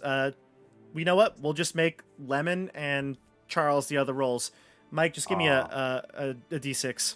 I feel I'll tell you bad. I what really Charles is. robbed Lemon of her chance to be a princess. I know. 2. All right, so Charles is a failed magician, and Lemon is a drunken satyr. All right, everybody knows their roles. What's the story? A foolish minstrel, right? Is that what it was? Um, Yeah. For me? Yeah, foolish Foolish minstrel. Okay. yep, and Stage Fright has props and things for you, so I'll let you decide what your costumes might look like and what your stage props would be. So all of these things are up to you, but Stage Fright would just hand you things. Hey, you're the princess. Here you go, and you're gonna be the cowardly noble, and throws you a bunch of things. So you tell me. Think about what your character might be wearing. You tell me. And while we're doing that, I will tell you some. Yeah. So here's what's going to happen. I am going to, and I think this would be even better if I message you all directly as the play goes on. The story is up to you. Okay. Stage Fright did not have time to tell you the story. You all come on. I'll tell you who's coming on first and second and things like that. And then I'm going to text you. Okay, so everybody have their phones. All right.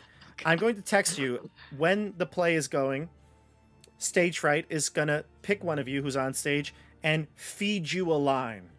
And you have to use this line in your dialogue somehow, some way. This is a And- really shitty version of But whose we're- line is it, anyways? We're Yes. making up the rest of the dialogue? The dialogue is all you, except at certain points, Stage Fright will be there to throw you a line. And This is actually when, kind of like the game Once Upon a Time. Like, it's actually kind of how the game Once Upon a Time works. and Stage Fright told you that if you do a good job, Endlin will look favorably upon you. So there are some rules here. I'm not gonna tell you the rules entirely, but the better you do, depending on the lines that you deliver, will give you points. And I'm gonna keep track of this. And depending on how many points you get, that will affect the outcome of your meeting with Endlin afterwards. Okay. So by the way, my phone is on 2%. Could you message me? how about we just do Zoom then? through Can we do a Zoom any- chat? Sure. Yeah, Zoom chat's fine. Yeah, everyone That look at works, your 'cause Zoom I can chat keep on for this this, and we'll communicate that way. I'll do it to each individual. All right. So we start. Well, actually, the first thing to start is some horns blow, and you can see Endlin Moongrave enter into the highest box seat. The lights go up, everyone stands and cheers as they are forced to, it seems. Even the goblins kind of do it begrudgingly. They are forced to. And you can notice that to the side of the stage now is a elf wearing the moon symbol. So, the sun symbol, like the opposite of Gleam. And she's talking with a bunch of other stagehands and stuff like that, as they are all watching you, because all eyes are on the newcomers. All right. Some of them might play some small roles, extras, but you're the stars here. And Endlin walks out, and you can see her. And I would say that I'm going to give you all the artwork for Endlin at this point, because I think it's pretty cool. What is that, Randall? Is there a moment that I could be just more than a few feet away from stage fright? Yeah. Okay. I'm going to cast message towards Glister. And just say, ooh, damn. This is gross. I'm going to cast message towards Glister and just say, we're here to help. Your sister's downstairs. Go with it. Okay. You just send a message to Glister to head downstairs. No, saying we're here to help. Your sister is downstairs. Just go with it. Right. To Glister herself. To Glister, yes. But Gotcha. I'm not telling her to go to Cleo. I'm saying Like Yeah, roll with yeah. it. Roll with yeah, it. like roll Yeah. with it. Yeah. Gotcha. Okay, that's fine. All right. All right, everyone. So the play, everything, lights go down. Stage Fright announces the play. Says that the play... Let's see. The play is called A Tragedy in the Making. And then bows, gets off the stage, a polite golf clap. And then it's on to you. We start with the high and mighty princess, the mean-spirited servant, and the foolish minstrel. The three of you come on. Who is that, actually? I forgot. Who are you all? I'm a minstrel. Anyway, pick whoever you want. He'll never know. Who's the I'm mean-spirited servant? princess. Is that Mike? Yes, that's me. Okay, so you, the princess, that's Randall, and the foolish minstrel, that's Dasha, head onto the stage. And it's just quiet. You hear, like, a cough in the background, like...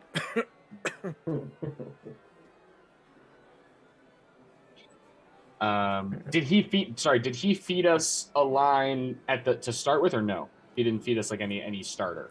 No, but he sees that you're, like, floundering. So, Siggy Randall- will go. Siggy's ready. Just walk. I was just asking. I was asking out of character. no. Yeah. So he sees that you flounder as you head out there, and this Oh, is it's what happened you. yet.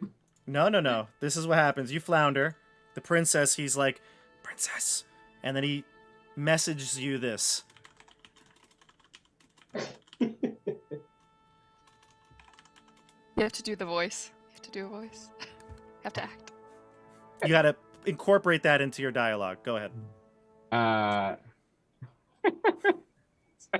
Can I start? I am absolutely not doing a different voice. I am not going to do a person do it. I'm not going to do a voice while doing a voice. But you have to act this out well, or else I'm the gonna act hag it will out. get mad. So many plays where men played women and they didn't like. Oh my lord! That sounds perfect. I think that's exactly what you should do. No. Siggy will take the initiative and like cartwheel out onto the stage in midair, and she's gonna, you know how like minstrels and shows or like jesters kind of like break the fourth wall and talk to the audience? Yeah. She will do that, and she's gonna be like, "A tragedy in the making, you all soon shall see. Someone's end is near, but who will it be?" And then she'll like dramatically look at the rest of the characters and like widen her eyes at them to start talking. You I there, will- servant! And gestures to Charles. Yeah, Or Oscar. Oscar will come on. He's dressed entirely in a full, like, penguin-style tuxedo. And he will say, "Yes, Your Majesty," like, eye roll, like, "What can I help your most gracious, beautiful self with today?" Well, first, greetings are in order, and I extend out a hand. Oh, Don't forget your manners now.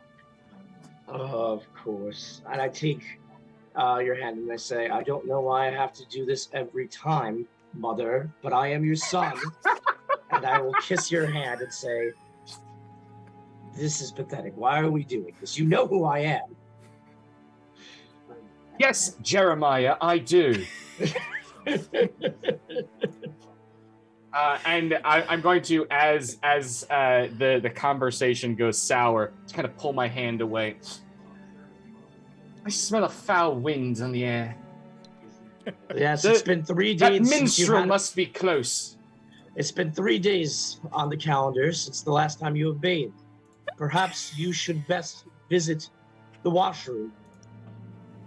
You know, it's impolite to discuss a woman's musk. Yours is particularly odorous, Mother. Oh, the best are. Now, where is that minstrel? I know I heard them somewhere. I am here, my lady. Oh, good. Let us welcome the fool to the stage. Come on, then. Come on. I will fly back out in my minstrel outfit. And don't forget, Mother, you have an appointment with a magician today. Ah, yes. Yes. All must have their meetings in order. I appreciate that, Jeremiah. Indeed, it is going to be your 74th birthday, Princess. So you have to select from the performers who will be performing. 75th. I've been 74 for feels like a month, but I suppose it's a year. This dream shall soon end, You don't look a and day the nightmare over 90, begins. You don't look a day over 95, Mother. The minstrel says, "I would comment on the age, but the words catch in my throat. I cannot speak them."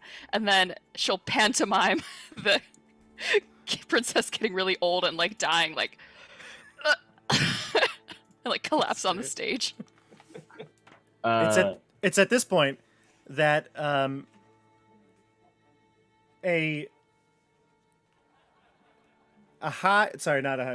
the failed magician, which is Charles. Yep, that's Charles. Yep, comes in. Wonderful. And he is escorted by an honorable knight risen from the dead and a cowardly noble sulking behind. Charles is the only thing different about Charles is he has like one of those like stupid purple Merlin hats on his head. Everything else is still totally Charles. It's literally just Charles with a hat. So you all come in, and I sent everyone, check your Zoom. You have lines coming in. Go ahead. Well, no. I thought you were saying go ahead to Charles. I was like, Charles can't speak. It is to Charles. Oh, okay. Yes. Please, welcome to the royal court. Introduce yourself to the elderly princess, all of you. I'm gonna turn to the audience with like a perfect about face and say, elderly. I say I don't look a day over 30, and I'm going to minor illusion my face to make myself look like Bavlorna.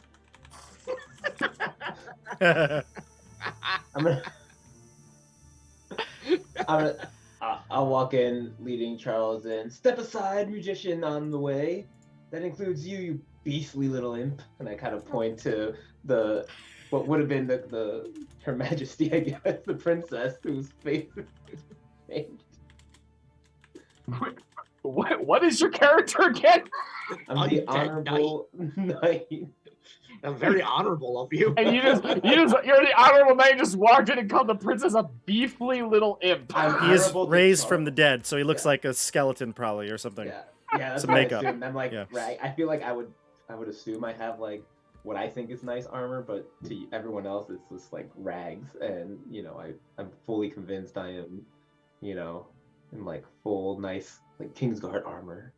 My I'm gonna- princess. Oh, yeah. Do not listen. Do not listen to him. You are very beautiful. He has an English accent now. My God, Amateur, you sound so much like me. This one is blinder than Yeah. You are so beautiful. I'm Ignore not this sure. plebeian. Yeah. You have 2 eyes, Okay. but you must have the sight of a beholder because your depth perception must be screwed. I think the princess is going to turn to the knight and say, "I can excuse such behavior from my son, but from you I would have hanged if you were not just skin and bone. Oh, sorry. I suppose they took your skin too." Princess, is this not a mean-spirited servant? Your son? Yes. Let me answer this one. Yes. Oh. You must have Was your line yes?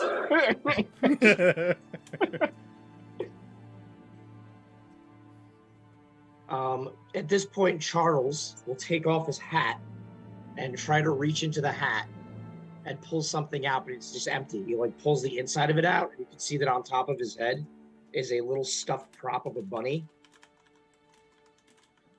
Nice. That Oh, he pulls moment. He literally pulls a rabbit out. Yeah. That moment my character says, is that a hoot or a growl? It chills my blood. What is Amador's character? What was your A cowardly noble. cowardly noble? Mhm. Quincy, this is a goatish look you have upon your face. I wish you to change it while you're in my presence. The minstrel will fly up to the cowardly noble's face and try to physically make him smile like this. Well, Changing that's the flower. look upon his face. It is a No. flower. Yes. He's a flower. The noble flaps Yes. her off with its Yes. leaf arms What? and kind of cowers.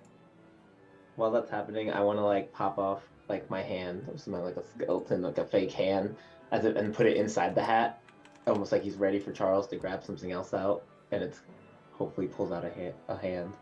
The help was the act. Here. Is Lemon out on the stage No. at this point? Not No. yet. Okay. Not Okay. yet. Just want to make sure. Do we know what lemon is yet? I think Lemon is the The drunken drunken satyr? satyr. Yeah. Oh, Drunken right. satyr. drunken satyr.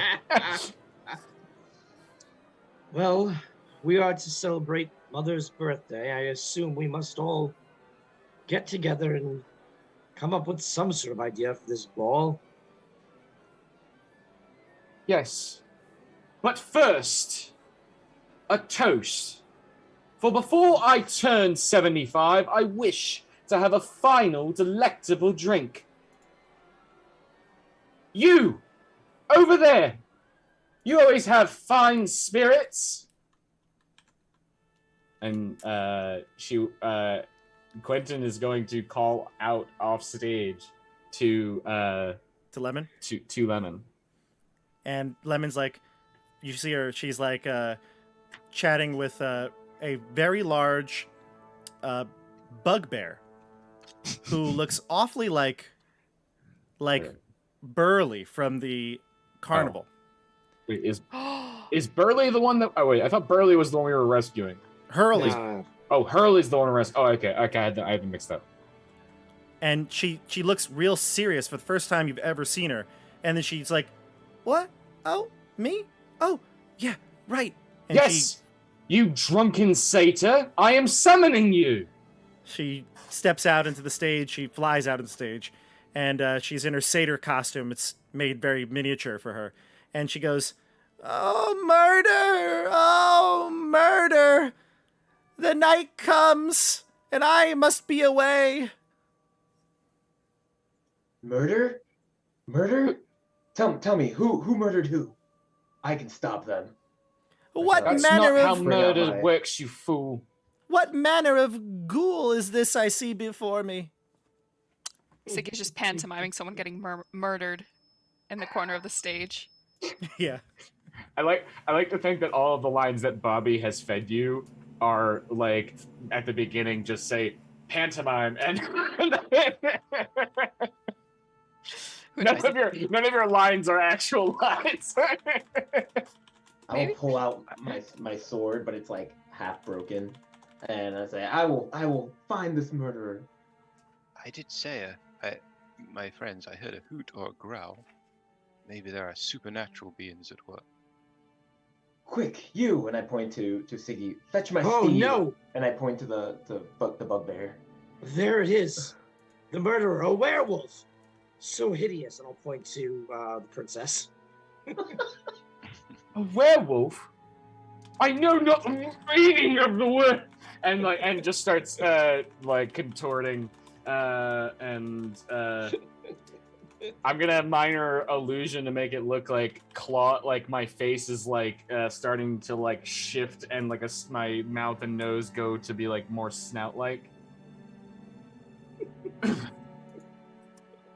74 years, quite a long time. One must stay sated. I will turn to, I guess, the undead knight, and I'll say, hold on to thy seat. This trail has more bumps to come. Yeah, I don't know. I didn't make that line up. So natural. Such a natural delivery. That's the negative point. No, You guys are going so well. You gave me 3 lines. I've avoided most of them because they're awful. Wait, was that multiple lines delivered in one shot? No, that was one line. Oh, okay. He's given me 4 lines. I have not used 2 of them. I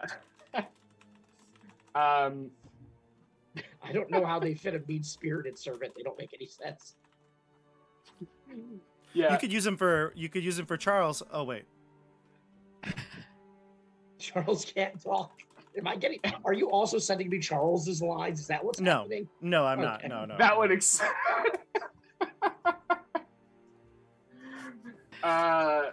I am going to, since the knight sword is drawn, and looking around, and I'm gonna go and kind of let my arms kind of dangle, kind of like Remus Lupin, like type werewolf, just very gangly, and go and reach to grab for the skeleton or the undead knight, and go for a bite, and there's nothing left of you. Am I to make pies with these crumbs? And throws him back and turns to the rest. And which one of you shall be my dinner? Well, you're a werewolf. Don't you like bones? Can't you go bury it in the yard or something? The minstrel will turn towards the audience. Which victim will the princess eat? Who will be devoured? Will it be me? Oh, let it not be me. Speak only good news, my Moodus Ledin. And she'll kind of hesitate on the last 2 words because neither Siggy nor Dasha know what the hell that means. Moodus? We should let the audience decide. You her should mood cheer for whoever you want the is princess Ledin. to eat. Oh, my mood. Wait, what? Did I'm I still confused. make a typo? Her mood My is mood- leaden. You wrote my Moodus Ledin. Mood is let on? Mood is leaden. You wrote mood is as one word. I apologize. Okay, I was confused. But the crowd is super invested, and then she says, "My mood is leaden." And the rest of the stage right's like, Now no. we switch to German. Siggy will she'll realize she messed up and she'll glare at the goblin that's feeding the lines that obviously did the Stage fright's like, "My mood is leaden." Charles will reach into a bag on the side of the stage and pull out magician's cloak, and trying to pantomime someone's gonna vanish and just throw it over the top of Quentin's head? No! My only weakness! Blankets! Ah! And as it lands, I'm gonna misty step to backstage. Oh, the crowd! You misty step and you like poof, and the crowd is like gasps. At this point, I would have gotten on the bugbear and I would have like charged as if I was gonna go like slay the werewolf, but now it's gone. Gotten on the bugbear. The Yeah. werewolf, you mean? The right? yeah. Yeah. Yes. So Randall, the princess who's also a werewolf, disappears, and you pretend like you were about to attack. What do you say?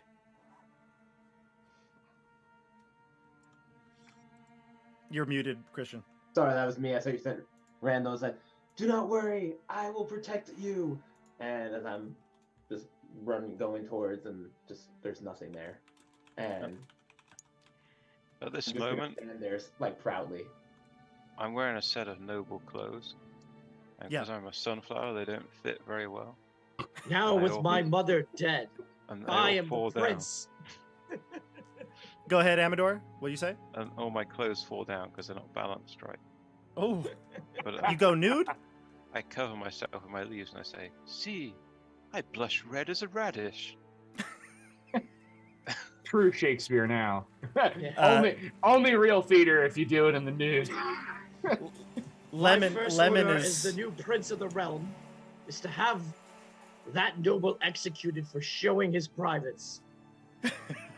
Lemon, who's the satyr, looks up from a drink and she sees Amador in the nude, and she goes, "Here's some gristle to chew upon." Oh, for a sword! Did you just misdeliver your own line?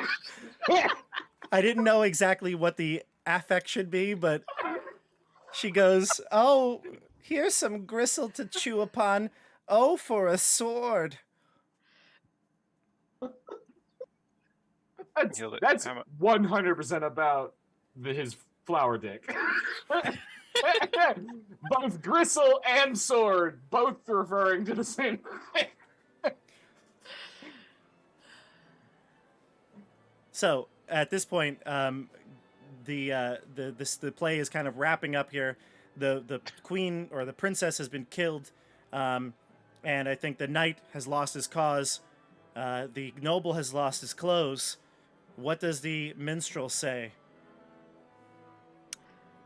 I don't know if you fed me another line. I don't see one, but the minstrel will say, "How many people are left on stage?" Probably the four of you. Okay. 3 are gone. 4 are left. Who shall survive? A duel to the death! And she will, pull out. Maybe she would have given herself like a fake sword prop, but it's like one of those foam swords. Yeah, And starts like Totally. fake like jousting at whoever's right next to her. we'll say Christian because he had his sword Christian. Yeah, just like whacking him with the foam sword. What is dead cannot die? Just like I'm just gonna start like that. Just slap her right through the head. Yeah. out. Just whacking each other. Yes, you know those Shakespeare plays where people get stabbed and it's actually a 4-minute scene of people hitting each other on the arm with swords? Yes.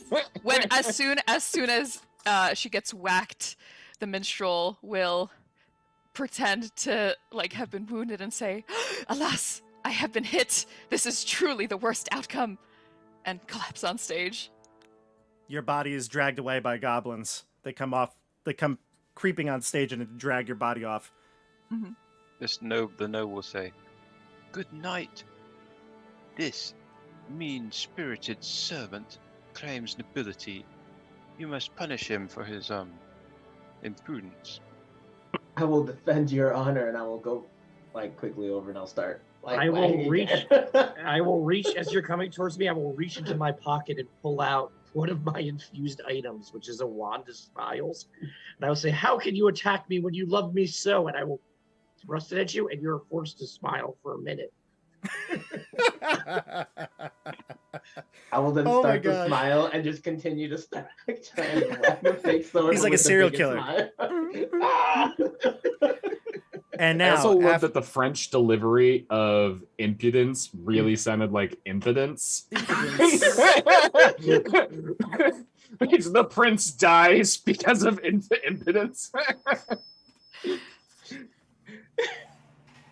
all right, so the only person left on the stage with any honor, dignity, or life is Amador, the flower. Christian, you're undead, right? So you're like an undead. You've killed half the stage crew, or excuse me, the actors. The princess has disappeared. Amador, you stand there naked, and the drunken satyr, stares and ogles at you. She says, "What malice are you planning?" And as the play comes to a close, Charles on the side of the stage sits down unbeknownstly on a whoopee cushion, which releases a wayward, quiet fart. What malice are you planning, Amador? I mean, the noble. I plan no malice, but I seem to be next in line for succession with my noble son, who I brought back from the dead. And Amador, the flower, kneels. You have the sword in your hand, Boomy. What do you do? Kill him. No, Boomy. I'm gonna knight Amador as if, cementing his rise to power. Yes. And then the stage lights go out, and there's a thunderous applause from the crowd, as there were probably about, 15 positive marks, and only one what did you say? Misleden? Mood is led. My mood No, is... I'm gonna put in the Zoom chat what Bob sent me. No. It's I'm sure it's fine. My mood sleden. We're making that T-shirt. I'm getting my wife on it right now. My mood is sleden, and it's I gonna be thought a it's like thing. a term of endearment, like, oh, I love you. My mood is led. That's what it Wait. sounded like in context. What is a moodus? That's why I messaged you. I was like, am I supposed to know what that means? And I saw your message, and I was just like, yeah, whatever. I don't know. Whatever you want to, however you want to interpret it. I don't know. So anyway, so at this point, there's a thunderous applause from the audience. The stage lights go out, and you hear just applause as you're rushed off stage. Stage fright is like, oh my gosh, that was the best play. Everything I written was terrible. What you put in there was gold. Oh, Endolin is gonna love this. She's gonna love this. In fact, as soon as everything's over and all the people are out of here, you can go meet with her. I can take you to her. In private. I mean, as private as you can ever get here. I mean, there's always people around. But yes, well, I'll take you to her box and, we can ask her how the play was. Wonderful. And then you see Lemon kind of tugging at you all. She says, hey, over here. And there's the big bugbear who is a stagehand and it comes up to you all. And as he's approaching, we will see you next week. Oh. For Motherhorn Part 2, baby. And I just gotta say, before we sign off, bravo to you all. That was awesome. That was What very a weird. play. Being a character who's got an accent doing an accent is really confusing. Yeah, I was just like, I'm just gonna make his voice more posh. That's it. Yeah. Being a person with an accent too, Andrew. Playing a character with a different accent. Playing the same accent you have. Exactly. Wild. It's very hard. I like that saying he has an accent, but we don't have accents. Only people that aren't the default accent have accents. Right. The common accent. We have accents. Anytime I'm out of state, people know immediately I'm from New York. Oh, yeah. Hey. All right, everyone. Well, we're going to sign off here. Thank you for watching. This was an excellent episode of Wild Beyond the Witchlight. You're here. You're in Motherhorn. You're going to talk to Hurley or Burley or whatever his name is. You're going to talk to Gleam. Maybe. I don't know. You're going to talk to Glister. I keep mixing people up, brothers and siblings. And Endolin Moongrave. We will see you next week on the tabletop. Have a great night, everybody. Good night. Good night. Everyone. Night, everyone.